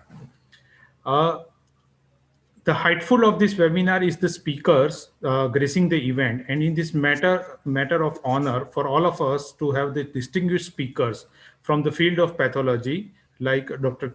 V.K. Baranwal, who is from ICR IARI, Dr. Divya Chandran, who is from RCB, and Dr. Adi Kumar, who is from ICR IARI, who graced this occasion with their insightful talks, and it has been very much informative. These talks are there. A big and heartful thanks to all of them for taking out their time from their schedule and being part of this webinar. I'm also grateful to all the participants who have actively participated in this webinar and upheld the spirits of the webinar by flooding our chat section with relevant, thoughtful questions from their end. The proceedings of the day one have got me all excited for the tomorrow's session, and I'm sure that all the participants would also resonate the same feeling. A big thanks to all of you, and see you tomorrow. Thank you. Thank you so much. So tomorrow at 10 o'clock again? Yes. Yeah. Yes. Yeah, nice.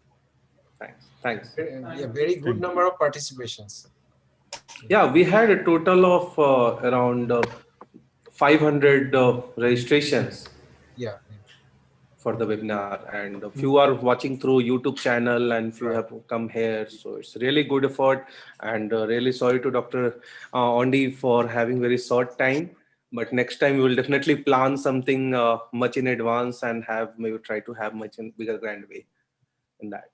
And hope everyone is safe, staying safe from this current pandemic. So thank you everyone. Okay, Thank you.